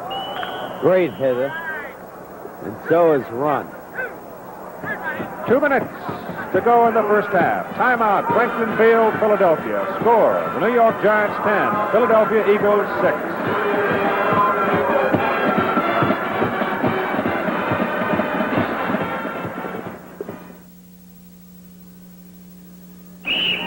This is where the noise is. And this is where the quiet is. The 1971 Ford LTD. One of the strongest, quietest Fords ever built. And also the most luxurious. With a new body frame design that presents a solid barrier against road noise. This year, take a quiet break. Now, another better idea from Ford. Ford's Pinto lets you say goodbye to a lot of extra servicing because Pinto needs half the oil changes of the leading import. Pinto's brakes are self-adjusting. Pinto's paint finish never needs waxing. And unlike many imports, Pinto's zinc plates key underbody parts to prevent rust. So say hello to Pinto and goodbye to a lot of extra servicing. Pinto, a little better idea from Ford. Yes, sirree. There's nothing like Philadelphia in late November, huh? Yeah. It brings out all the winter clothing. They're saying hello to Mom. Hi, Mom. What do you say, Mom? So Jeff and Hazel back in Mount Vernon. What do you say, Mom, Dad? 2 minutes to go in the first half. The New York Giants are leading the Eagles by a score of 10-0. Second down and 3 for the 10-6. Second down and 3, the Giants the ball. And Tucker Fredrickson missed in the backfield. He is up and perhaps has a first down before Adrian Young, number 35, knocked him out of bounds. Ray Jones is shaken up on the play for Philadelphia. Detective Dan August is forced to face the fact that an old high school football buddy may have been involved in a scandalous murder Wednesday night on ABC. Doesn't sound like any football players I know. Ron Medved will come into the ball game in the defensive secondary for the Philadelphia Eagles, replacing Ray Jones, who has left the field. Ron Medved took the blame in the Dallas game for 3 long touchdown passes. The zone was open. It'll be third down and a half a yard for the Giants, just shy of their own 35, and they go to Ron Johnson. Adrian Young hit him just short of the line of scrimmage, but I think perhaps Ron had enough to get it to the 35, and he did. Just adding to Ron Medved, Keith, he was written up in Life magazine during the bidding war, and the handholders, those of you who remember, like it was during the pro football war, He was, they stayed with him through his wedding and his honeymoon. Unbelievable. I've known him a long time. He's from Tacoma, played at the University of Washington. Here's Tarkenton, first down and 10, rolling. His pass is away. McNeil is wide open. And he is out of bounds across midfield. It will be a New York first down. I like this type of pattern. You got McNeil coming down. He's on number 24, Ramsey. As he comes out of the backfield, he runs a sideline pattern. Friend rolls out of the backfield. This eliminates a lot of the immediate pressure that you get from the defensive line. You'll see number 26, Hal Nelson, as he runs him out of bounds. I like that as a change-up, and Friend, I know, he likes that, and he uses it quite a bit, and it's been very effective for him this year. It's first down, Giants, close to the Eagle 48-yard line. McNeil is to the left this time. Tarkenton, great pressure from Rosevich, unloads to Fredrickson. And Tucker fumbles. And it's recovered by Herman inside the 20-yard line. There are years, and there are years. And some years, everything goes right. I'll tell you this, he caught a blitz by the Eagle defense that time. We'll see it here on slow motion. You'll saw.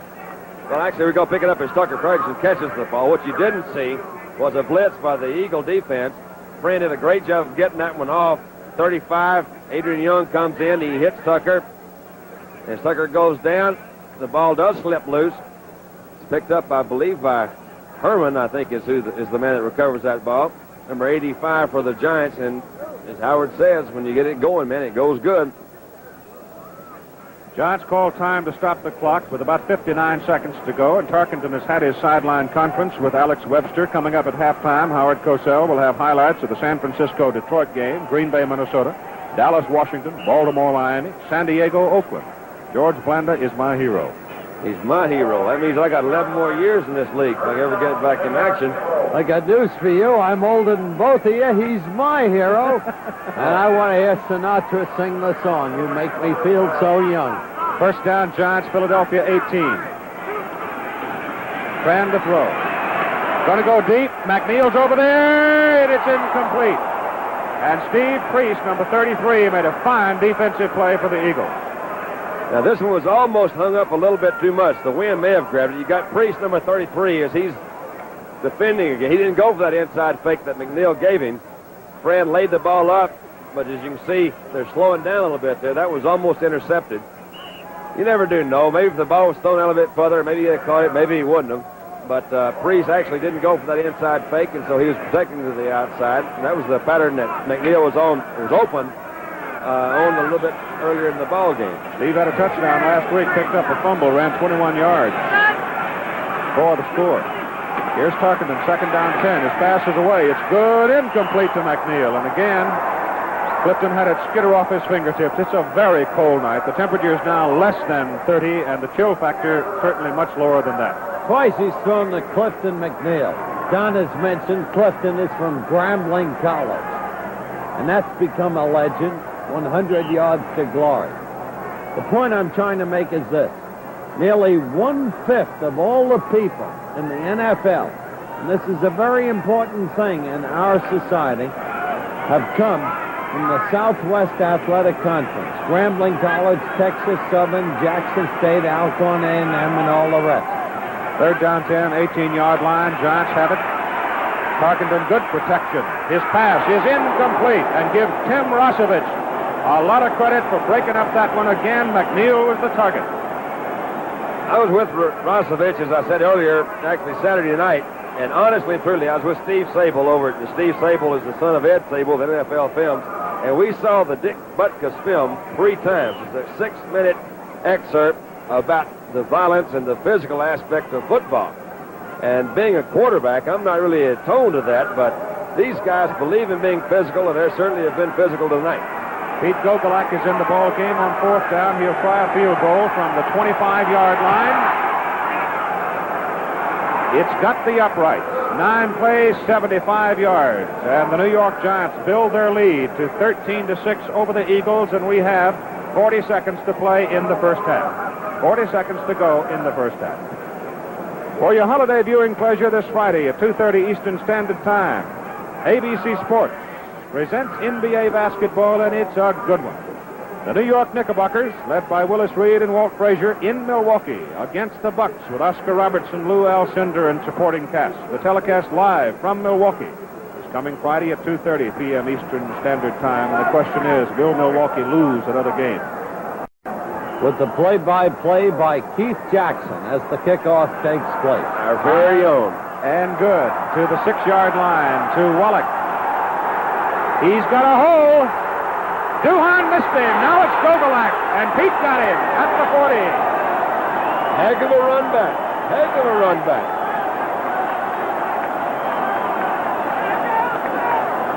You'll see Wallach as he takes the kick. The kick was high. It was not too deep. And on the kickoff return, the thing they try to do is split those seams, and you'll see him now turn on the steam as he goes through. Bobby Duhan, number 28, did miss him. Gogolak practiced that. Back to live action. Time about gone. The pass intended on a quick one to Bogus from Sneed. It is incomplete. Files and Heck are there for the Giants. The clock stops at 20 seconds to go. I've got to tell you, folks, it's unreal. We came up to the booth tonight, Don Meredith and I, and Don said, at least once tonight, Billy Wallach, number 9, is going to break one. Now, he didn't break it all the way, but he put them in field goal position. Good work, John. Thank you a lot, Howard. I don't remember saying that, but if I said it, by golly, I'm going to stick to it. Why do you always do that to me, Howard? 39 yards. You fellas. 39-yard line, first down. The pass is good to Hawkins, and Hawkins is down to the 22-yard line. And they call timeout. No chin strap Hawkins, number 18 in your program. Tom Longo was having a fight with Ben for the ball, but Ben hung on. It's a turn-in pattern by Hawkins as he comes off the line. They're trying to get in pretty good field goal position. He's on Scott Eaton, number 20. Hook in there behind. Good pass by Sneed. They just moved it down a little bit closer range. Hawkins is a heck of a competitor. Tom Longo, number 44, is the guy that comes in and puts the finishing touches on him. Keith, first pass reception by Hawkins, picked up in the Pro Football War by the Eagles against the Jets, remember? They're going to try to get one more play before the half. They're gambling they can get at least one. Maybe they can get the 6. Kanicki goes out of the lineup for the New York Giants. We have 10 seconds to go in the first half. Sneed looks into the end zone. He goes to the end zone for Bowman. It goes right by him, incomplete. I'll tell you what, he threw that one the only place you can throw it. Now, Bowman couldn't get to it, but he zipped it right in there by Matt Hazeltine, number 64, and they did have him covered very well in that last pattern. But that's the way to throw it in there. I'm glad you pointed out. Old folks Matthew was right back there with him. Now the field goal unit's in there. Mark Mosley, number 3, will try the field goal. He's going to have to kick it 29 yards. He has the mild wind at his back. Snap is clean. The kick is up. The kick is good. Looks like offsides against New York. I'm sure that'll be declined. You are right, and we have come to the end of the first half, and our score. At the end of the first half, the New York Giants 13 and the Philadelphia Eagles have 9.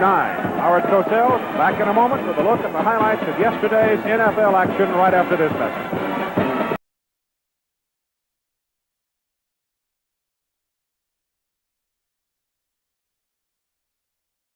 Franklin Field, Philadelphia, 13-9 Giants, halftime score. Tough game. Don Meredith, key points. Oh, I think a couple of fumbles, Howard. You got a fumbled punt, and you also got a fumble down in offensive territory. They've been the big plays for the Eagles and the Giants today. It's a close ball game. There's a lot of hitting out there, and it is cold here in Philadelphia, and I'm looking forward to the second half. We're going to see who's going to win. A lot of people thought that the Giant transformation from inefficiency to total efficiency was unreal. Your comment? Well, I think the Giants have done a fine job. They pulled everything together. They seem to have, again, I hate to use this, but the momentum that is necessary to be a winning ball club. And I know Tarkington and Files are the guys that are doing it, I think. You're absolutely right. Back to Keith. And the Philadelphia Eagles get a roar from the 59,000 plus here at Franklin Field in Philadelphia as they come back on the field, having made their presence certainly felt here in the first half against the New York Giants, who have been a red-hot ball club. Those are the Eagles wearing the green. Again, let us make the point. as they came into the ball game tonight. The New York Giants faced this situation, the St. Louis Cardinals leading the Eastern Division of the National Conference with a record of 7-2-1. The Giants, 6-3 coming into this ball game. They need it, and those are the halftime statistics. The Giants having run off 38 offensive plays against 33 for Philadelphia. The first downs, again, reflecting the number of plays involved. The yards rushing, the yards passing, however, the Giants have a substantial edge, 121 to the Eagles' 42, and the total yards again lying in the favor of the New York Giants over the Philadelphia Eagles. The Eagles will kick off to start the second half of play with a score at halftime, 13-9. In a ball game that was considered going into the game, or it was expected to be, I should say, a real brawl, and it's been just that. In the first meeting of the year, the Giants won it by a score of 30-23. They broke on top 23-0. The Eagles came back, but the Giants won it. Here is the kickoff by Mark Mosley. And it goes to Bobby Duhan up on the 13-yard line, and Duhan brings it back to about the 35-yard line. So the Giants will have it first and 10. It was Fred Hill that knocked Duhan from Tulane out of bounds. All right, our ball game is underway. Willie Banks, number 60, is a change in the offensive line for the New York Giants. Willie Young, number 69, is there, and he's played every game for the Giants since he became a New York Giant. The center is Greg Larson. Doug Van Horn is on the right side at guard. Dick Buzzen will be on the right side at tackle. Bob Tucker, number 38, will be the tight end. Fran Tarkenton, the quarterback, with Fredrickson and Johnson set behind him. McNeil to the right. They go to Johnson, and Johnson is gang tackled in the backfield. Back on the 30-yard line, Gary Pettigrew, number 88, and Adrian Young, number 35, were the two Eagles that got him. A loss of 4 yards on the play. It'll be second down and 14 for the New York Giants.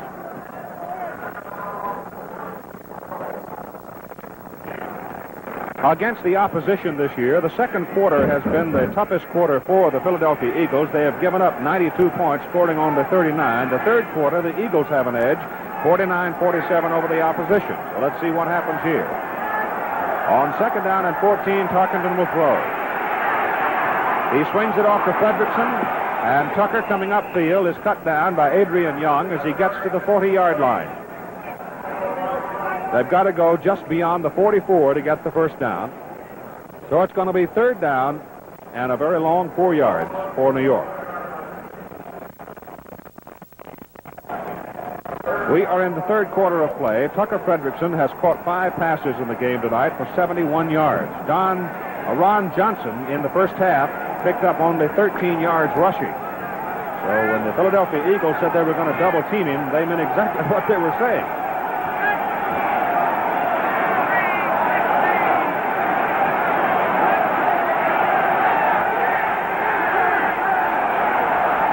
Tarkenton gives to Johnson. He is cracked down at the line of scrimmage. Gary Pettigrew, number 88, cut his feet out from under him as he advanced the ball to the 41-yard line. The Giants are going to have to kick it away on third down at about 4.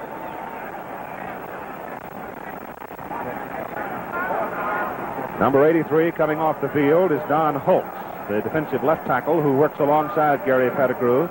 The defensive left end is Ernie Callaway and Mel Tom at the right side. The Giants' Bill Young is in the ball game to punt. Billy Wallach, number 9, is the man the Eagles like to have return the ball. Bill Johnson left puts it. It's a low kick. It is very short. It is bouncing downfield, and it is taken by Ben Hawkins, and Ben almost broke it out of there. He almost slipped out of the huddle and got away with it, but he was tripped up, and it'll be Philadelphia's ball, first and 10 at their own 33. Time is out here at Franklin Field in Philadelphia. The score, as you see, the Giants 13, the Eagles 9.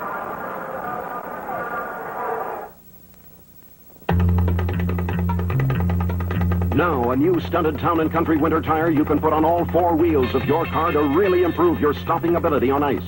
With just 2 new Firestone Town and Country studded tires on the rear, you still stop. And you've stopped a lot quicker than with just 2 ordinary studded winter tires on the rear.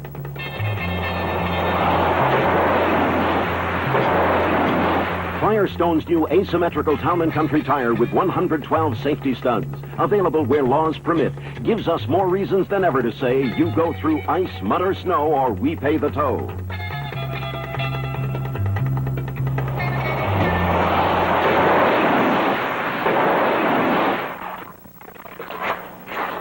If anybody tells you that ordinary snow tires are as good as Firestone's new asymmetrical Town and Countries, tell him he's all wet. Look for the new asymmetrical Town and Country winter tire from Firestone, the mileage specialist. We're in the third quarter of play. The statistical story on Norm Snead, the Philadelphia Eagles quarterback, as the Eagles come up, first down and 10 at their own 33-yard line. They trail by 4. Giants lead 13-9. And Norm back to pass. He has plenty of time. His pass is caught by Hawkins wide open at midfield. And Ben takes it down to the Giants' 42-yard line before Matt Hazeltine, number 64, brings him down. The temperature now well under 30 degrees. The expected low tonight in Philadelphia, down around 20 degrees, and it is heading there in a hurry. Let's call it the 41-yard line. The ball is marked just outside the 41. Number 29 is Harold Jackson, the quick wide receiver for the Eagles. Ben Hawkins is wide to the right, Jackson to the left. Pender and Bogus set behind Snead, and that's Bogus. And Bogus, he is cut down by Fred Dyer, number 89.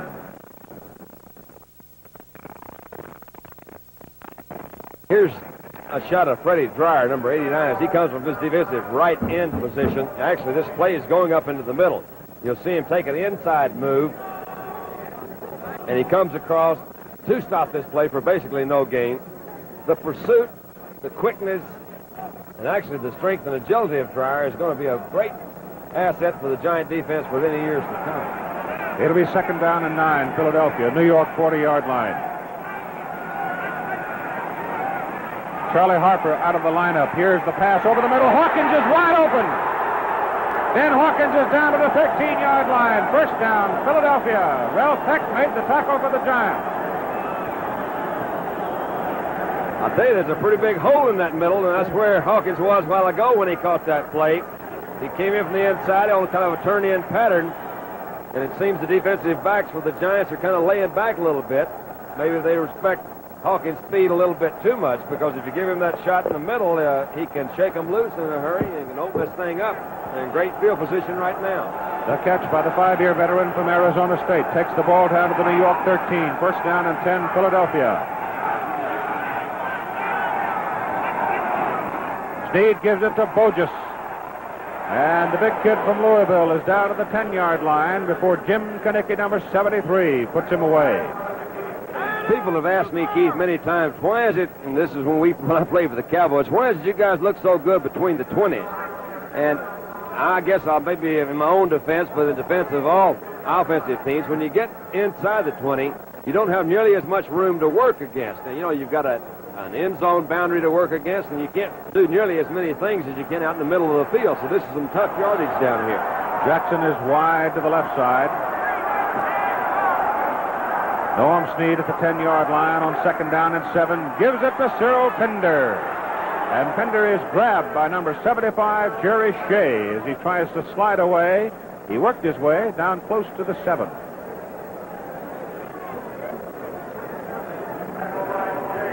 Jerry Shea is really not his name. He changed his name. It was a Polish name. I'm not even going to try to pronounce it. But he changed his name legally to Jerry Shea, and I'm sure glad he did. I'm sure glad you didn't ask me to try to pronounce it. Ball is on the 7-yard line. It is third down and 4. At the Giants 7. Giants are leading 13-9. There goes Bogus. Oh, look at him power it. He's down to about the 2-yard line. It'll be first and goal to go for Philadelphia at the Giant 2. All right, this Bogus we were talking about earlier. Now, he's got the good speed. He's got the good size. This is a power play off the right side of the line. You just follow it on your camera there. Now, actually, this is just great power running, zone blocking by his line. Bob Lertzema and Tom Longo, number 44 for the Giants, are the ones that finally made the stop on him. Power running to the right side of the offensive line for the Philadelphia Eagles. First down and goal to go. The annual brawl between the Giants and the Eagles at Franklin Field in Philadelphia. It's about 26 degrees. First and goal to go from the 2. Bogus. He doesn't get much. That was the same play they tried the play before. And the Giants are no dummies. They were looking for it. Scott Eaton came up in there and made a good play, number 20. Joe Green, number 33, was also in on that play. Very little gain on the play. The ball is still about the 2-yard line. There's Coach Jerry Williams pacing the sideline. Good reason for him wearing that hat tonight, I'll tell you right now. He hasn't got much hair left up there. Second down and goal to go from the 2. Burgess. Oh, did he get ripped by Files? Now, we saw Files in a preseason game against Pittsburgh, and this was early in the season. Files didn't really have a good feel for this thing, but they've been telling me all week. They said this Files is knowing where he's going, so you'll see him there, number 58, and he's following that play along. It's one thing to follow the play. It's something else to do something about it when you get there, and that's meeting it head on. That's a man for man, and I'm going to give that decision to Files. So the Big Okie 1-1. It is down on the 1-yard line. Third down and goal to go. The Eagles would like to have 6. They got to get it right here. Snead, touchdown! And Fred Hill, the tight end, caught it. They go 10 yards. They're 10 plays, 61 yards for the touchdown. One of the most effective plays, in my opinion, that you can have on the goal line is when you have an option to run or throw. It puts a tremendous amount of pressure on the defense. You saw Norman Snead that time fake to his running back. They have to protect against the run. He came up, the receiver was wide open.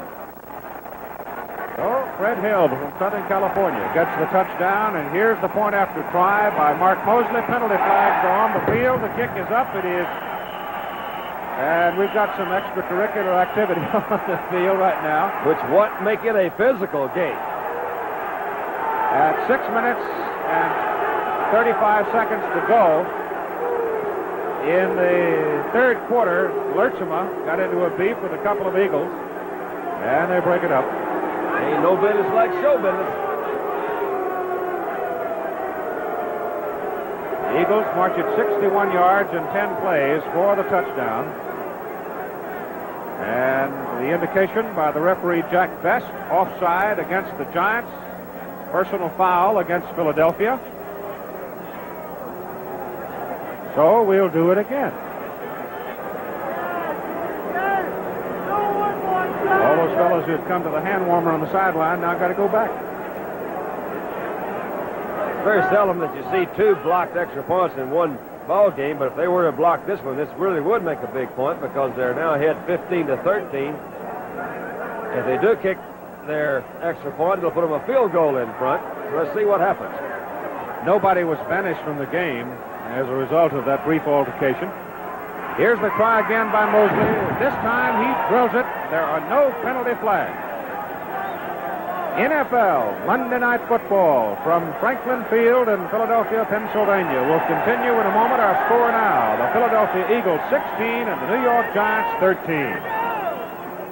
This is Ford's Maverick, the simple machine. Simple to own, drive, and service. And this is one of the strongest, quietest Fords ever built, the 1971 Ford LTD. But small cars aren't big enough for some people, and others don't need a large car. So Ford has something right in the middle you should know about. Torino. If you like small car prices and the sportier way small cars handle, but you don't want to give up the smoother ride of a big car or room for 6, remember, Ford's got something right in the middle. Torino. And you can take your choice of sedans, wagons, sports roofs, hardtops, even a convertible. When you want some of the things from a small car and some of the things from a big car, you want something right in the middle. Torino. All 14 models are available at your Ford dealers now. Ford gives you better ideas. Number 3, Mark Mosley, the pride of Stephen F. Austin State, will tee it up and deep for the Giants. Les Shy and Bobby Duhan. The Eagles leading by 3, 16-13. The kick goes to Les Shy at the 6-yard line. There's a little feeling down there. Penalty flag is down, and I'll tell you, the tempers are pumping loose. Oh, it makes it a fun game. It was Bill Hobbs who laid it to him at the sideline. Les Shaw, number 25 for the Giants, used to be the Cowboys. And one time I came in the huddle, I said, Les, what do you want to run? He says, baby, you call it and I'll run it.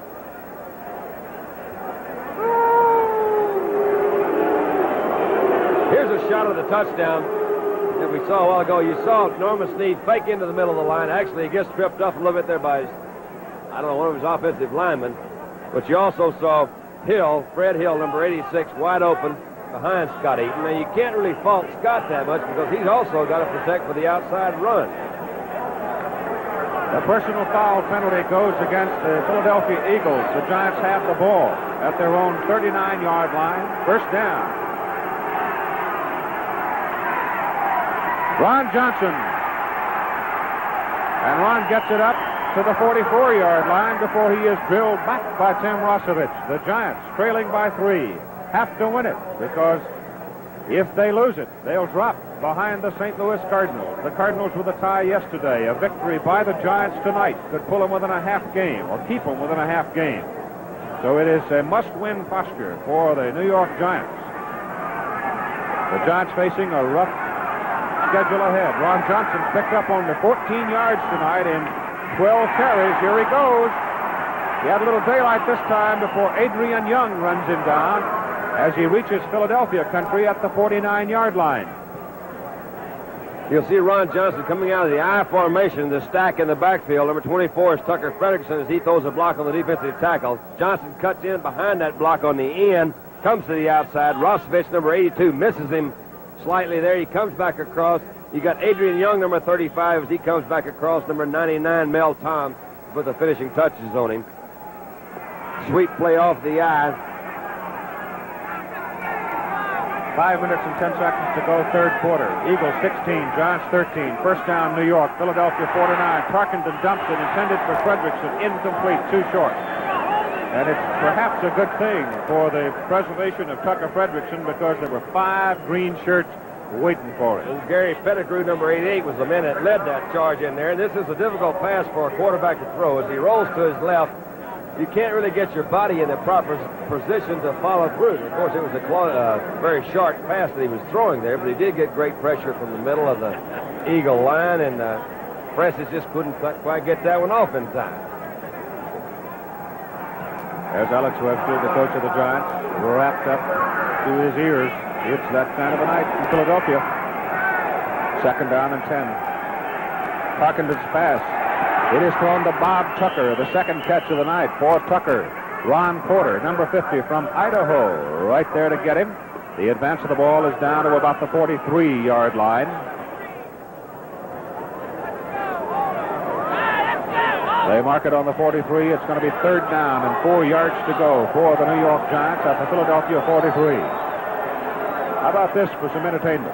Glenn Campbell, guest starring with Johnny Cash, Wednesday night at 9, 8 o'clock Central Time on ABC. Sunday morning sidewalk coming down. I'll get your guitar just a minute. Yes, sir. Third quarter of play, the Eagles leading by 3. Tarkenton wants to throw it over the middle. He's got Tucker. And Bob, who has been a tremendous performer by the New York Giants, is drilled out of bounds down inside the 25-yard line. It's a New York first down. The Giants now have 12, the Eagles 10. And as Tarkenton says, anybody from Bloomsburg State can't be all that bad. Bob Tucker. He was a star with the Pottstown Firebirds. One of my favorites.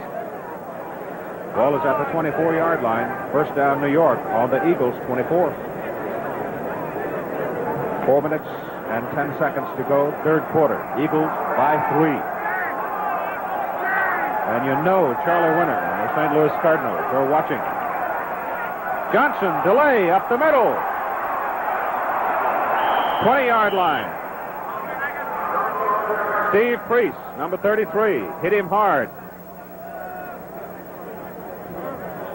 You're talking about Charlie Winter and those St. Louis Cardinals, Keith. There's a lot of folks, and I'm going to have to agree with them. I tell you, last week against the Cowboys, those Cardinals played a good ball game, and I think I got a little carried away with my reaction toward Dallas. But obviously, they do have a very good football team.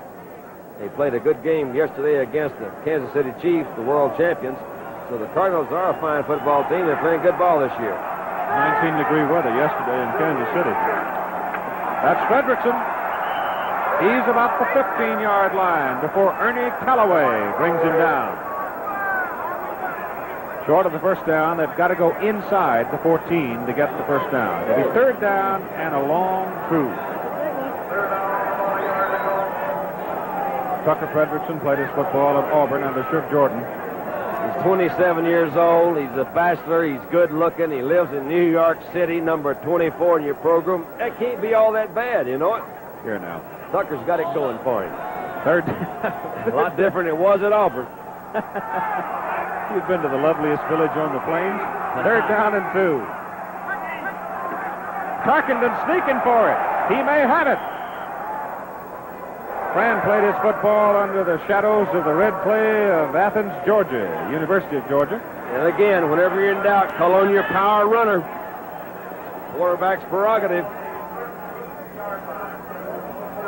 First down, New York, Philadelphia, 13-yard line. Giants have 10 situations on third down, and they were able to get off the hook 4 times. Tarkington rolling.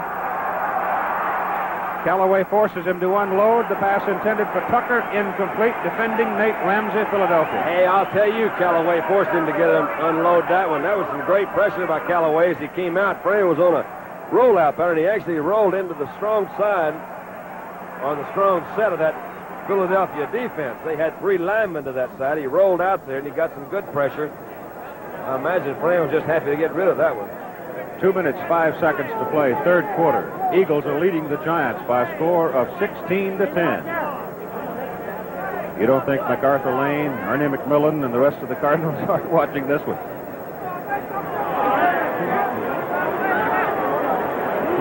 Penalty flag.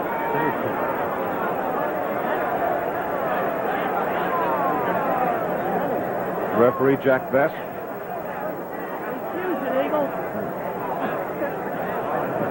Personal foul, Philadelphia. They nailed the passer. Told you old Francis was lucky to get that one off. The ball is now down inside the 10. Here's Tarkington back to throw. Loops it into the end zone, intended for Tucker. It's too long. Ramsey defending. Tucker had no chance at that one. That was Ernie Callaway that was putting the pressure on there, number 77. Ernie, according to the Eagle players, has really been a fellow that's developed very well for them this year. They have a lot of pride in their defense. They rank about 6th or 7th in the total defensive rankings of the National Football League this year. They feel like that they actually should have won more games than they have. They're trying to develop a new style, a new image for the Philadelphia Eagles. And they're going to start with their defense. Ernie's a 2-year man from Texas Southern. All balls on a 7-yard line. Here goes Ron Johnson, and Callaway just missed him. Johnson is finally belted out of bounds, and Rosevich was over there. Well, Callaway almost nailed him back on about the 13. All right, you look and see, here is an I formation that's not set behind the center. It's actually set behind the tackle. And in talking to Tarkington today, Fran says, one of these guys always has to set behind him. You see Rosevich, number 82, as he comes across to make this tackle. Actually, the Giants were set strong to this side. It was a quick count. They pitched the ball out to Johnson, and Rosevich made the tackle right before he crossed the goal line. It's on the 1-yard line. Third down and goal to go. Penalty flags are down. The Giants have put it in the end zone. Let's wait for the officials and the penalty. It's against Philadelphia. It is declined by New York. The Giants go 60 yards in 9 plays and put a touchdown on the board. We have 1 minute and 48 seconds to play in the third quarter, and the Giants regain the lead. I don't know whether the viewers could have seen that. I hope they did notice it, but that play that right before that, when in the I formation, the backs were not lined up behind the center. They were lined up behind the guard, which gave them a couple of steps advantage to go around right in. 19-16, Gogolek trying for point number 20 for the New York Giants. It is up, and it is good. And time is out here at Franklin Field in Philadelphia. The New York Giants regain the lead. We'll be back for their kickoff as they lead the Philadelphia Eagles by a score of 20-16. Razor blade shimmy. You can't see it happen on your face, so I'll show you what it's like on this bar of soap. Double-edged blades shimmy because the razor doesn't hold them very firmly. Band razors don't make shaving any smoother. They have a shimmy all their own. Fortunately, there's the Schick injector system with a razor that locks the blade in this tight.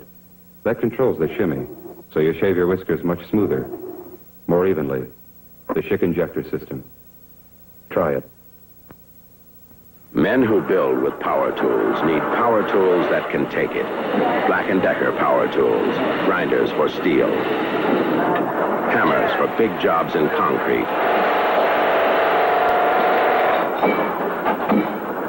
screwdrivers that fasten fast. Black & Decker power tools, built to stay on the job long after the shine wears off. The New York Giants have just driven 60 yards to take the lead. We have a minute and 48 seconds to play in the third quarter. The Giants leading by 4 over the Philadelphia Eagles, 20-16. The Giants will kick it away. Pete Gogolek, number 3, will tee it up. Billy Wallach, who is the leading kickoff return man for Philadelphia, number 9 on your right. Al Nelson back there with him. He has run 3 back tonight for an average of 34 yards. He almost broke one big one. Here's Gogolek's kick. It goes right to Wallach at the 9-yard line.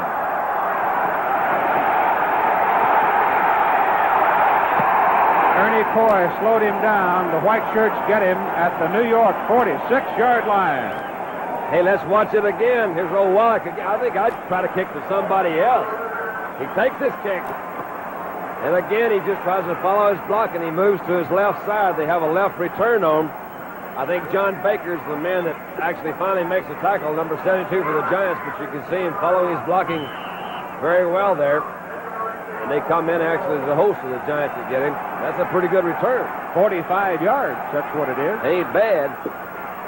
Norm Snead quarterbacking the Philadelphia Eagles at the Giant 46, first down. Snead has it. He gets it away. Kniffy on the pressure. Ben Hawkins at the 24. And Ben takes it. Oh, he fumbles. The Eagles have the football.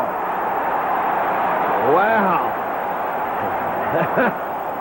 We got Hawkins coming back here. I hope we can pick up this whole play for you. Hawkins, number 18, he comes out of the backfield. He's just running an out pattern. Snead rolls. They roll up. Hawkins comes in behind him. There's a big hole in there. I don't know whose man he was. You see Spider Lockhart and Files, number 58, as they come in. He loses the ball. It's picked up, I believe, by number 29, Harold Jackson. And there's the Eagles regain or maintain possession of that football on about the 17 or 18-yard line. Hawkins carrying that ball like a loaf of bread. He lost it, but you're right. It was Harold Jackson. First down, Philadelphia. Giants 13-yard line. And again, a hello to St. Louis at Cyril Pender. Left side, no room. Penalty flags are down. It looks like it may go against the Giants. The Giants may have been offside. Let's wait and see.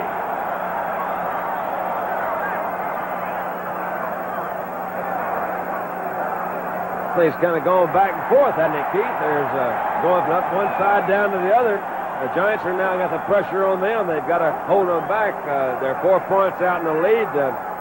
If they could force them into a field goal situation, it would certainly help their cause. But they have a first down now. First down. 5 yards to go. From the 8-yard line at the Giant 8. Philadelphia's ball. First down and 5.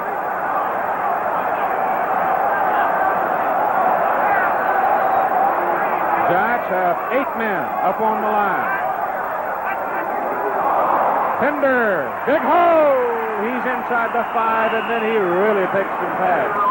Matt Hazeltine, number 64, led the tacklers along with Willie Williams for the Giants.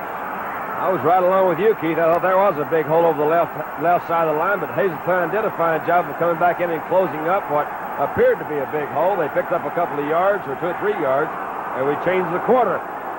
That's the end of the third quarter. Our score after 3 at Franklin Field in Philadelphia. The Giants 20, the Eagles 16. Pearl Bailey visits the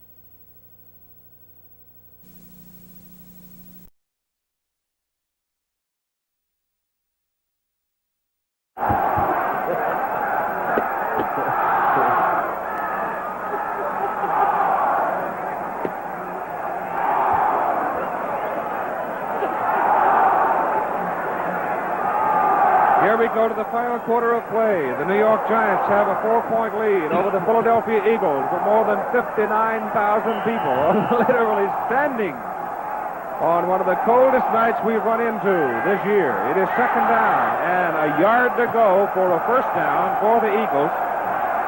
The ball is just inside the 4-yard line, and that country belongs to the New York Giants. Let's see what happens. Second down.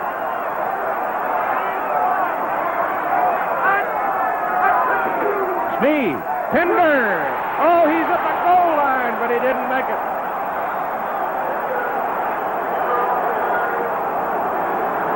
Joe Green, number 33, gets all the credit for stopping him just short of the goal line. But it's going to be first down and goal to go, Philadelphia. The ball is no more than 10 inches away from the goal line, and there's the crowd. I said at the outset of the program that the Philadelphia Eagles, while they have been losing, this ball club has never lost its enthusiasm, and they knew more than anybody they had nothing to lose in this game. Snead, penalty flag. Snead did not score. Offside, Giants.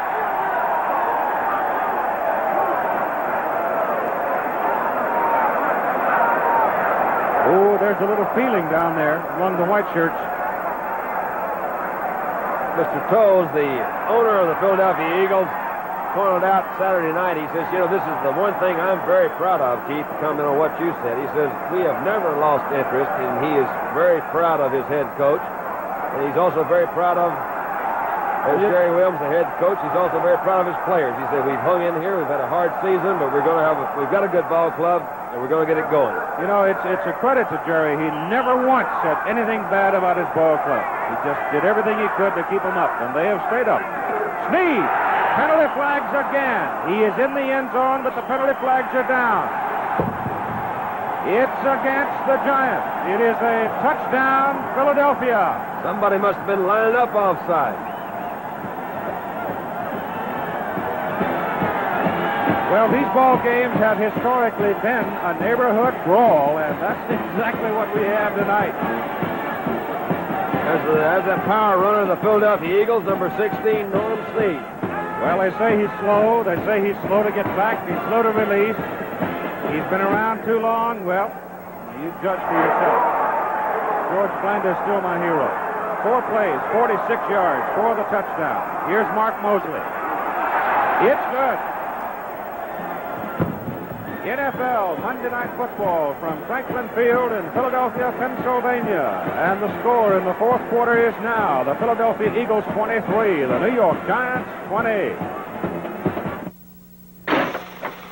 Like to look racy? Put some romance in your life? And save money too? Hit the jackpot. Make yourself a Maverick Grabber, the sporty economy Maverick with hood scoops, optional buckets, and sporty looks. You'll save a lot of money. This year, let all the other sports go for broke. Make yourself a Maverick Grabber. Now, another better idea from Ford. To build a car as quiet as the 71 Ford LTD, you've got to build it strong. We put strong steel guardrails behind the doors. How strong? We're going to lift the entire car by the guardrails alone. Steel guardrails, strong and durable like the rest of the car. Take a quiet break in the 71 LTD or the new Galaxy. Ford gives you better ideas. There are the deep men for the New York Giants, Ty and Duhan. We are in the fourth quarter. The Eagles kick off. Mosley high, very high, shy at the 16. He's going to whirl the room on the sideline. But Tim Rosevich, who has been a super football player defensively tonight, makes the tackle.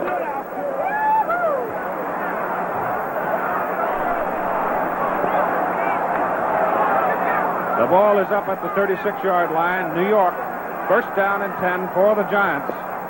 The Eagles are leading 23-20. We have 14 minutes to play in this ball game. And that woke up St. Louis.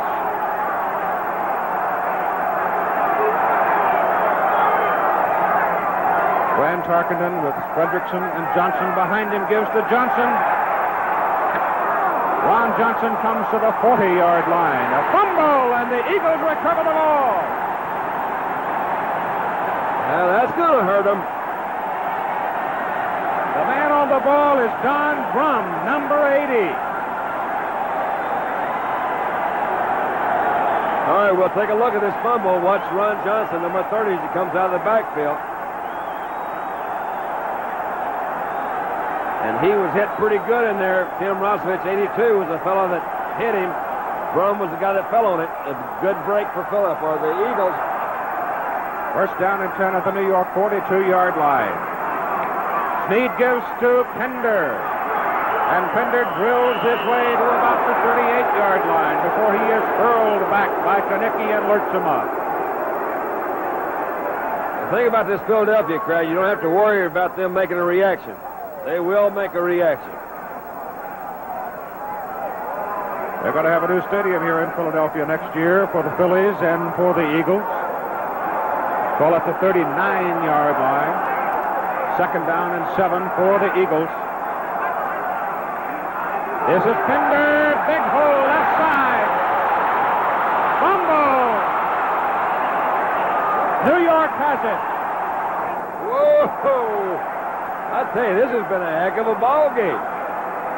Tom Longo, number 44, on the ball for the Giants.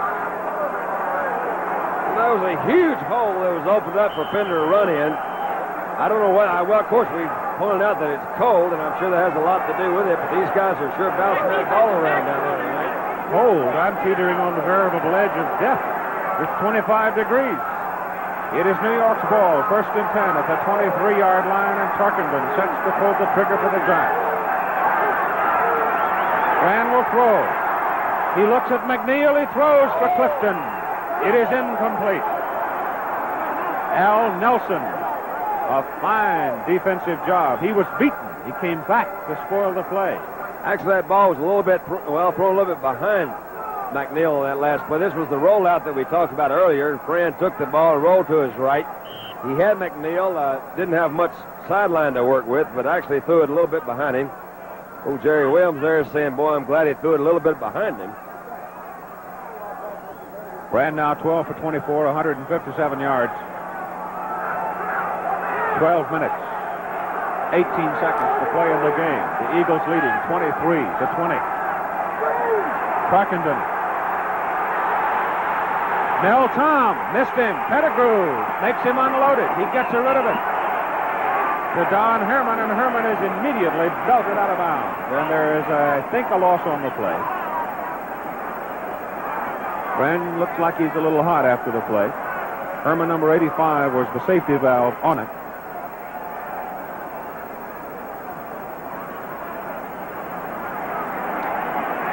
Alex Webster, all hunched up on a cold night. I can understand why.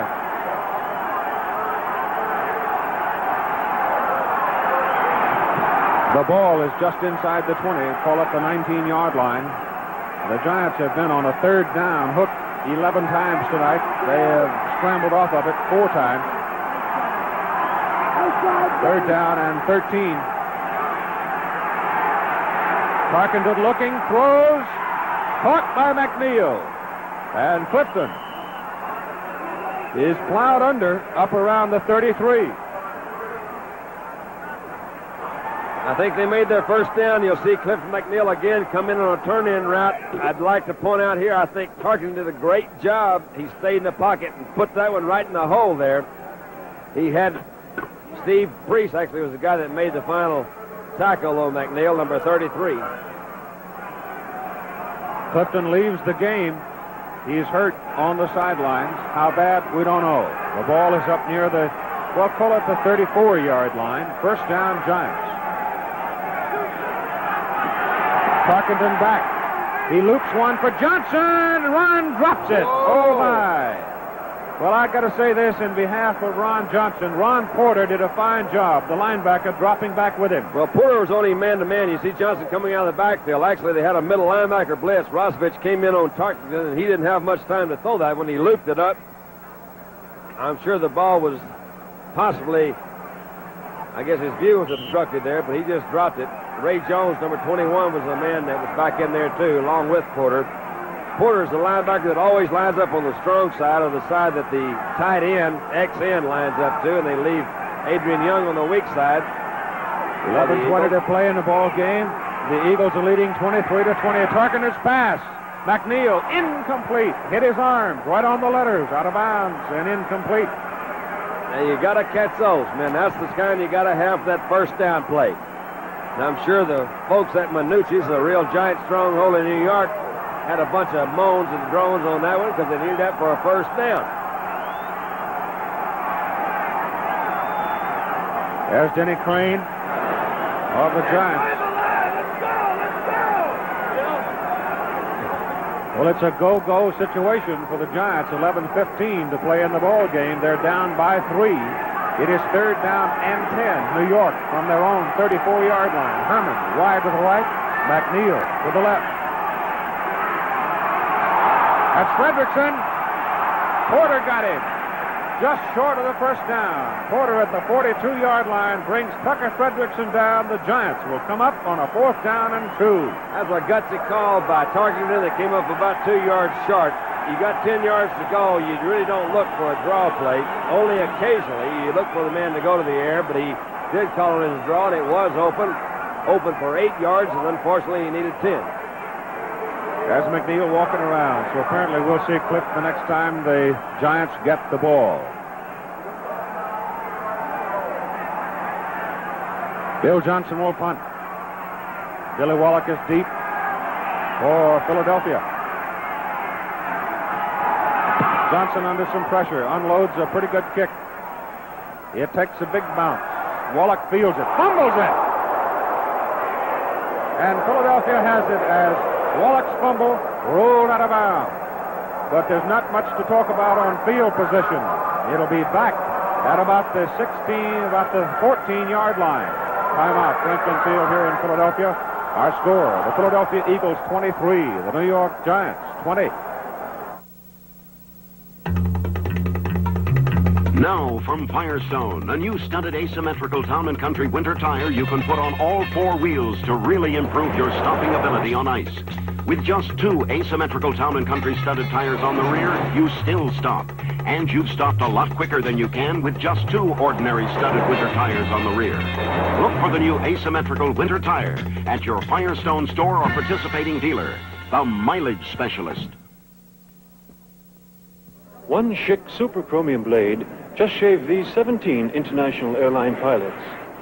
Captain Uttridge, did you shave this morning with a Schick Super Chromium blade? Yes, I did. Captain Landon?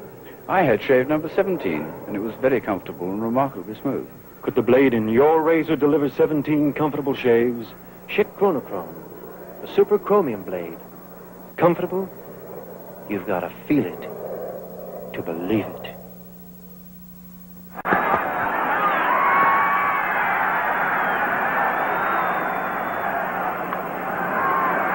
We're in the 4th quarter of play. The Philadelphia Eagles are leading 23-20. They have the football, first down and 10 on their own 14-yard line. The Giants getting a little desperate. As time becomes a factor. That's Bogus. At the 13, he runs into a white shirt that really puts him down. That's Ralph Peck, number 55. Coming up Thursday, ABC Sports. 7:30 Eastern Standard Time. The Cougars from Houston, the Seminoles from Florida State, Bill Yeoman and Bill Peterson from Tampa, Florida. Immediately following at 10:30 p.m. Eastern Standard Time, 4 out front. An in-depth study of the 4 greatest college football players of the past decade on ABC. Sneed pitches to Bogus. The Eagles would like to run out the clock, and boy, you can hear the whacking. Who really busted. Jim Files hit him. Rosie Brown, the defensive coach for the Giants. Imagine old Rosie liked that move by Files on that last play. You see Bogus come out of the backfield. It's a quick pitch to Bogus as he comes off his left tackle. Files, number 58, you'll see come into your screen. A great head-on tackle. And I'll tell you, this Files is some kind of football player. Bogus is 15 for 31 yards in the ball game tonight. Rosie Brown, the offensive line coach for the Giants. The Giants bench is really up right now. It is 3rd down and 9 yards to go for Philadelphia. Sneed throws over the middle to Bogus. He's got a first down up at the 30-yard line. Ralph Peck made the tackle. And again, hello, St. Louis. Don't forget Dallas. And Dallas. Just hello out there in TV land. First downs are even, 15 and 15. The Cardinals 7-2-1. You know, Sneed's probably been criticized more for not utilizing backs than anything else. And the top passers in the league this year are sure throwing to their backs. First down and 10, Philadelphia from their own 30. That's Cyril Pender. He's up to about the 34-yard line before Jim Files leads the tacklers for New York. That guy was Otto Brown, number 21, also is coming over there, the cornerback. Otto is a real good, rugged fella, ex-Dallas Cowboy player, and very aggressive. He's a guy that really does like to hit. The Eagles want to run out the clock, use as much time as possible. The clock is running. 6 minutes, 40 seconds to go in the football game. Philadelphia leading 23-20, 59,117. Watching 7 minutes, I should say, and 10 seconds. That's Bogus. And he's cut down at the 35-yard line by Willie Williams. That's a real good play by Williams. He came in actually from behind the block there and stopped that play. That one, if he could have gotten inside of Williams, could have gone for a pretty good gain. It's 3rd down and a long 4 for Philadelphia. Norm Sneed now try to get off the hook on 3rd down. He'll try to get one more series out of it. We come now 7 minutes to play in the ball game. The Eagles lead by 3. It's an all-time attendance record for NFL football on the weekend. Penalty flags all over the place. The pass is complete to Hawkins, and Hawkins has a first down. Let's wait for the penalty.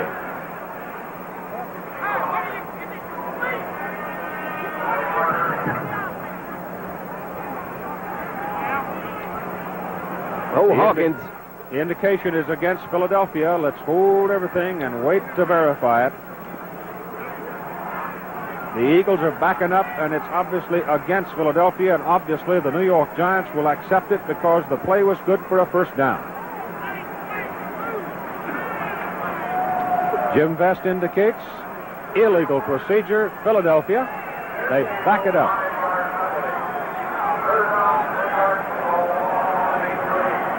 Here it is, actually, it's Hawkins, and it's illegal procedure. Hawkins is getting a little anxious. I guess this number was called back there in the huddle, and he says, man, I'm going to get open. Never can get over that chin strap hanging loose. I always try to get as much protection as I could. Of course, I was chicken. I'm glad you said that. Well, most everybody else agrees. Go to 3rd down and about 10 yards to go.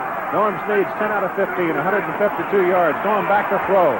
He dumps one to Cyril Pender.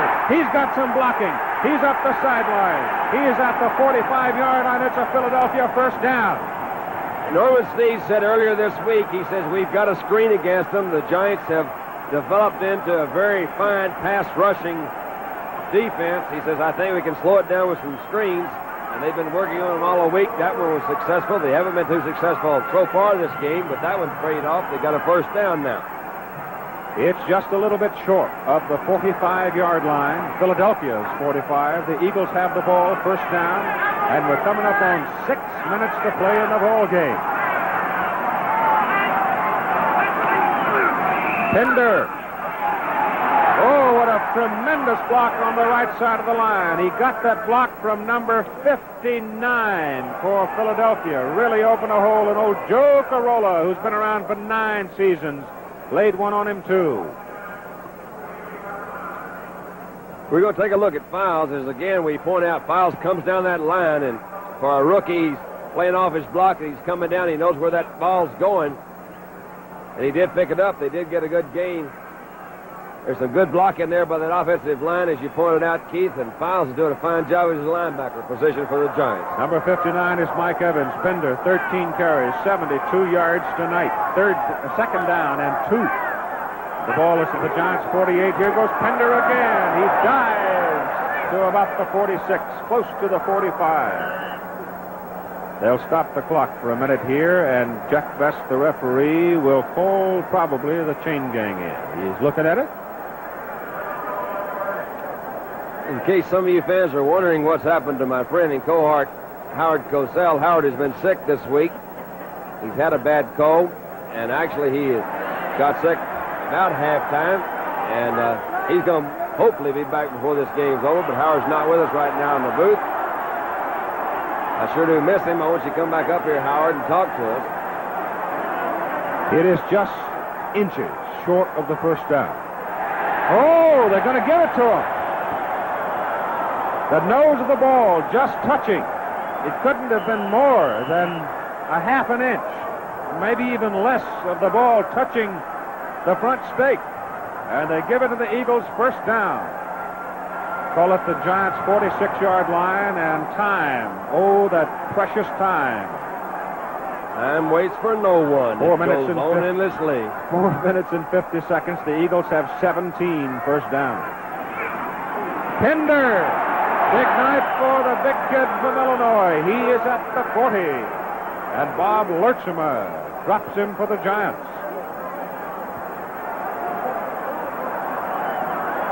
There you see the clock. Oh, how the Giants would like to freeze it. The Eagles have 23 points. The Giants have 20.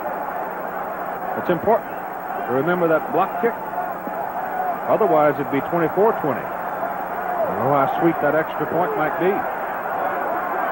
Second down and 5. Philadelphia at the New York 35. Pinder. When you got a hot hand, you play it all the way, and Pinder is hot. He is down to about the 36-yard line.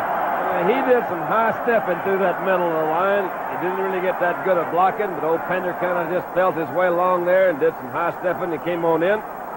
That again is going to be very close to that first down. They may have picked it up. A little short.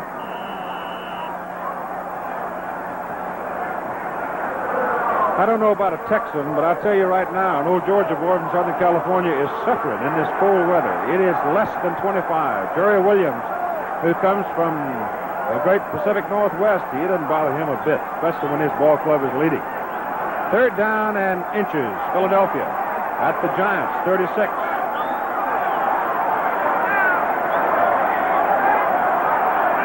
Norm Snead gives it to Pinder. He's got a first down.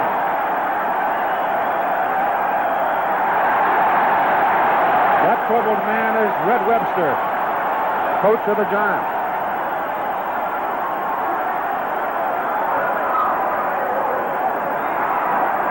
The man who made the tackle on that last play is Fred Dreyer, the big second-year man from San Diego State. San Diego State was beaten a couple of nights ago by Long Beach State. They say the reason they called Fred Dreyer wasn't still with them.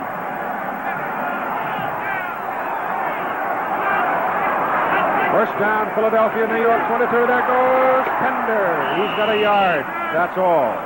He's going to get tired if he keeps running him like that. I bet he switches off this next time and lets somebody else carry it.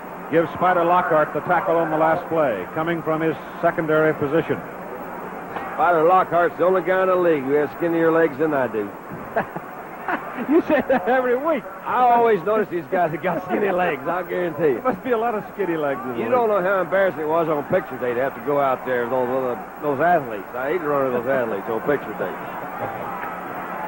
It's too bad I retired. My eligibility was gone before you came. You got skinny legs? Yes. Ah, beautiful. 2nd down and 9. Whistle stops it. Timeout. 2 minutes. 2 minutes to go in the ball game. Timeout at Franklin Field, Philadelphia. Our score: the Eagles 23, the Giants 20.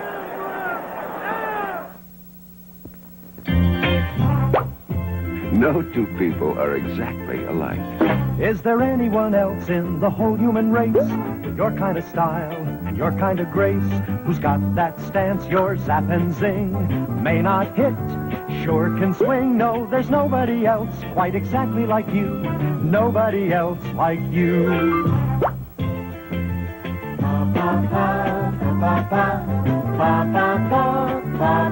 No, there's nobody else exactly like you. Nobody else like you. Our business is you. We're a life insurance company, the Equitable. And the Equitable agent never forgets that no two people are exactly alike. All his training, all his thinking are shaped around you and your needs. To the Equitable agent, there's nobody else like you. Nobody else like you. We have 1 minute and 58 seconds to play in this game. The Philadelphia Eagles have 23. The New York Giants have 20. The Eagles have the ball. 2nd down and 9. NFL football means competition. Well, you've seen it tonight. A 1-7-1 ball club leading a 6-3 ball club by a score of 23-20. There's the story on Cyril Pinder. He has been a principal figure in the game so far for Philadelphia. Here he goes again. Oh, he got a fine block on the left side. He got a tremendous block from Dick Hart, number 71. And he goes to the 31. You'll see Cyril Pinder again come out of the backfield on a simple little pitch. Actually, he's getting some good blocking up front. You'll see him come around on the side. There's a fantastic block. Cut down Matt Hazeltine, number 64. Willie Williams, number 41, is the man that makes the tackle, along with Jim Files, number 58. These Giants have got to get the ball back if they want to get back in this ball game. The Eagles are doing a fine job. They've had it for a little bit over 8 minutes. They've had the ball for over 8 minutes. The ball is on the 31-yard line. It is 3rd down and about 7 for Philadelphia. It's a big play for the Eagles. And contact, penalty flags, whistle stops it. Well, we've got a little break here. The latest medical report on Howard is that Howard has actually he's had the flu, he's had the cold. He's not in the booth with us anymore. He's gone down. And hope he gets a lot better. We're going to Atlanta next week. We have 1 minute and 9 seconds to play in the ball game. The penalty was against Philadelphia, as you saw. 3rd down and 11 yards to go for the Eagles at the Giant 36-yard line. And Snead will pass. His pass is to Pinder. Ralph Heck's got it at the 29-yard line. It is short of a first down. Coming up Thanksgiving night, 7:30 p.m. Eastern Standard Time, Florida State and Houston on ABC. On Saturday, the annual Army-Navy Classic, immediately following USC and Notre Dame. Ball is on the 29-yard line, 4th down for the Philadelphia Eagles.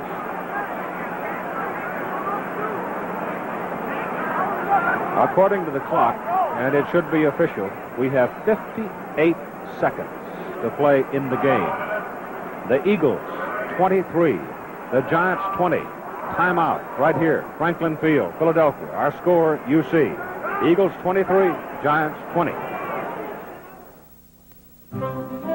While most of you like the taste of Benson & Hedges 100s, some of you really appreciate the 3, 4, maybe even 5 moments more they give you.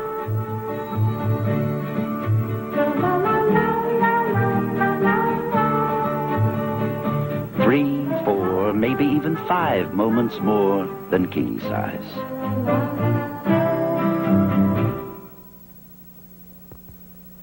There's one beer that stands out among the hundreds of beers that look alike in their brown and green bottles. That's Miller High Life in its clear, clean bottle. Because Miller makes it right, every glass of Miller High Life is always refreshing, satisfying, and really deep down good. Ask the man for Miller. For well over 115 years, it's been called the champagne of beers. 58 seconds to play in the ball game. 4th down and 4 for Philadelphia. Mark Mosley will tee it up and try for the field goal from the 36-yard line. It is obviously no good. It'll be New York's ball, 1st down and 10 at their own 20. Now, the Eagles lead 23-20. 9 minutes and 17 seconds. The Eagles ran off that clock, Don. That's unbelievable, Keith. I couldn't tell what he did on that last kick, but it looked like he just hit it real bad. There's the time remaining in the ball game. Question is, can the Giants pull off another one of those miracle finishes like they did against Washington last week to win 35-33? If they can pull it out, they can move within a half game of the Cardinals. Here's Tarkenton back to throw. Brum is after him. Tarkenton chased out of the pocket. He has a room to run, and Fran will go with it. He is up to the 35-yard line. It's 1st down, New York, and they spin the timeout. And you know what? That's the first time Tarkenton has run tonight, but he did it in an opportune time. He picked up a 1st down for the Giants. Now he's gone over to talk to, I guess, Alex Webster and see what's going on from up in the press box. The Eagles have done a fine job of containing the New York defense fairly well tonight, but they find out if they're doing anything different, I suppose. They've got some extra backs in there. They're trying to protect against the long pass, which is quite common in this situation. The time is running out. But that's a pretty good man to have the ball right there. Yes, it is. Old Francis. Our spotter tonight has been Bill Jackson. Our statistics by Arthur Friedman. The St. Louis Cardinals, 7-2-1. The New York Giants, 6-3, coming into this game. It'll be a big, big moment. As a matter of fact, the next 37 seconds are going to be mighty big for the St. Louis Cardinals. 1st down, Giants, 34. Tarkenton. They run him out of the pocket again. He's got to run with it. He heads for the sidelines. He's got it at the 40. There's the time. You never really think about time until you get down to this point of a ball game, but 35 seconds, it seems so small when you're behind by 3. But like remember, Pete Gogolak, he can hit it from outside. Time is like that sweet bird of youth. If we don't watch it, it'll rapidly fly away from us. You know, the Eagles are actually only rushing 3 men. They've got 8 guys back into a potentially pass protection type defense, so they are expecting the Giants to throw, obviously. And I would imagine Fran will try to hit those holes if he can find some.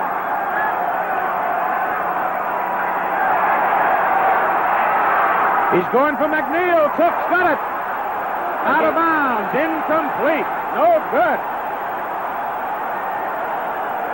All right, here we go from a slow motion position. You can see McNeil come off. He's getting some interference there at the line by Nate Ramsey, number 24. He's coming in behind him. He's got number 26, Al Nelson, back. He's going to the outside. The ball is thrown. Francis is leading him. And he is out of bounds. The ball is on the 40-yard line. As we go back to live action, we have 27 seconds to play. It is 3rd down and 4 for the Giants. Here's the pitch to Fredrickson. Tucker's got a 1st down, and he is out of bounds right about midfield. Al Nelson came up, number 26, to belt him out. Bill Bradley, number 28, is now in the game in the secondary for Philadelphia, and that is all there is left in the ball game. You know, Bill Bradley played down at the University of Texas, and his roommate up here is Hobbs, who played at Texas A&M, and the Aggies and the Longhorns always have a pretty good battle together. That's kind of a transition to have an Aggie and a Texas Longhorn rooming together. It is first down, New York at midfield. First down, rather. 17 seconds to go. Tarkington. Pettigrew's after it. The pitch to Fredrickson. Looking for a screen. Penalty flags are down. Fredrickson's at the 40, and he is knocked out of bounds. Oh, he did not get out of bounds. They stopped the clock, however, at about 9 seconds to play.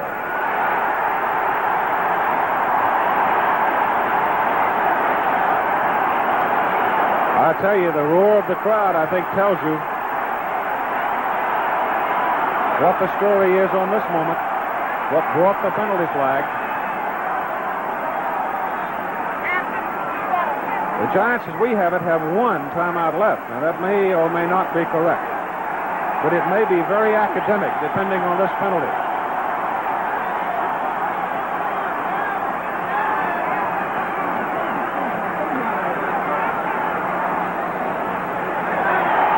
There you go. 15 big ones.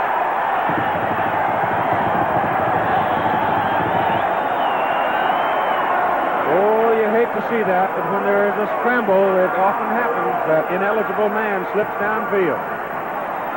Yeah, it happens a lot, Keith, and there's really no way, I don't suppose, to protect against it. The offensive linemen are just trying to do the best they can. They don't really know whether there's a scramble on or not. It does put the Giants in a more difficult situation. The Eagles, as you can see, spread out there. They're certainly trying to protect against any type of a long game that the Giants might try to pull off. Tarkington, I'm sure, is aware of this. I doubt if he'll try to go deep. He may try to go across the middle. Let's see what he does.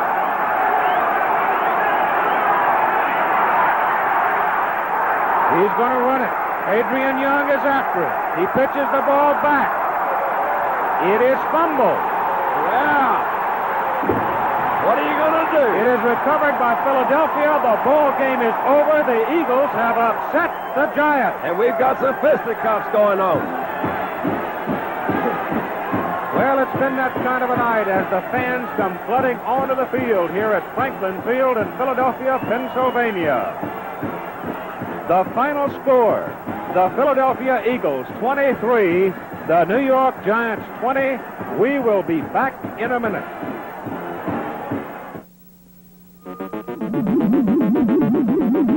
Is making a gallon of a low-lead gasoline really as simple as this? Just leaving out most of the lead? No, because your engine might knock. So we're going to add to the natural high-octane ingredients. Now, 9 out of 10 drivers can use it without harmful engine knock. But a clean air gasoline should do more. So we add a double measure of detergent.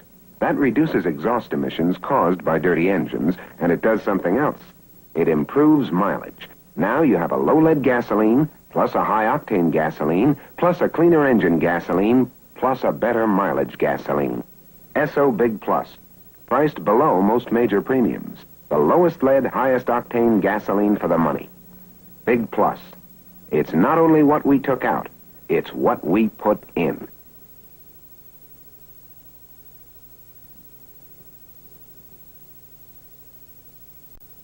Well, I think those statistics right there tell you the story. The St. Louis Cardinals, 7-2-1. The New York Giants and the Dallas Cowboys are now tied for second in the Eastern Division of the National Football Conference. And second place is worth something because the second place team with the best record in the National Football Conference and the American Football Conference will get a playoff berth. So keep that in mind as the season wears on. The final score here tonight, the Philadelphia Eagles 23 and the New York Giants 20. The executive producer of ABC Sports is Boone Arledge. NFL Monday Night Football is produced and directed by Chet Forte. Co-produced by Jim Feeney and Dennis Lewis. Co-directed by Lou Bopacelli. Our associate director, Lou Frederick. Our technical directors, Bill Morris and Jack Hughes. This Friday afternoon, be sure to watch ABC for exciting pro basketball action. The New York Knicks and the Milwaukee Bucks. This NBA special Friday at 2:30 Eastern Standard Time. Next week, NFL Monday Night Football goes to Atlanta, Georgia for the battle between the Miami Dolphins and the Atlanta Falcons. NFL Monday Night Football at 9 Eastern Time. Now this is Keith Jackson along with Don Meredith, Howard Cosell saying so long from Philadelphia, Pennsylvania. Travel arrangements and promotional considerations for tonight's game furnished by United, the airline that flies 24 of the 26 NFL teams.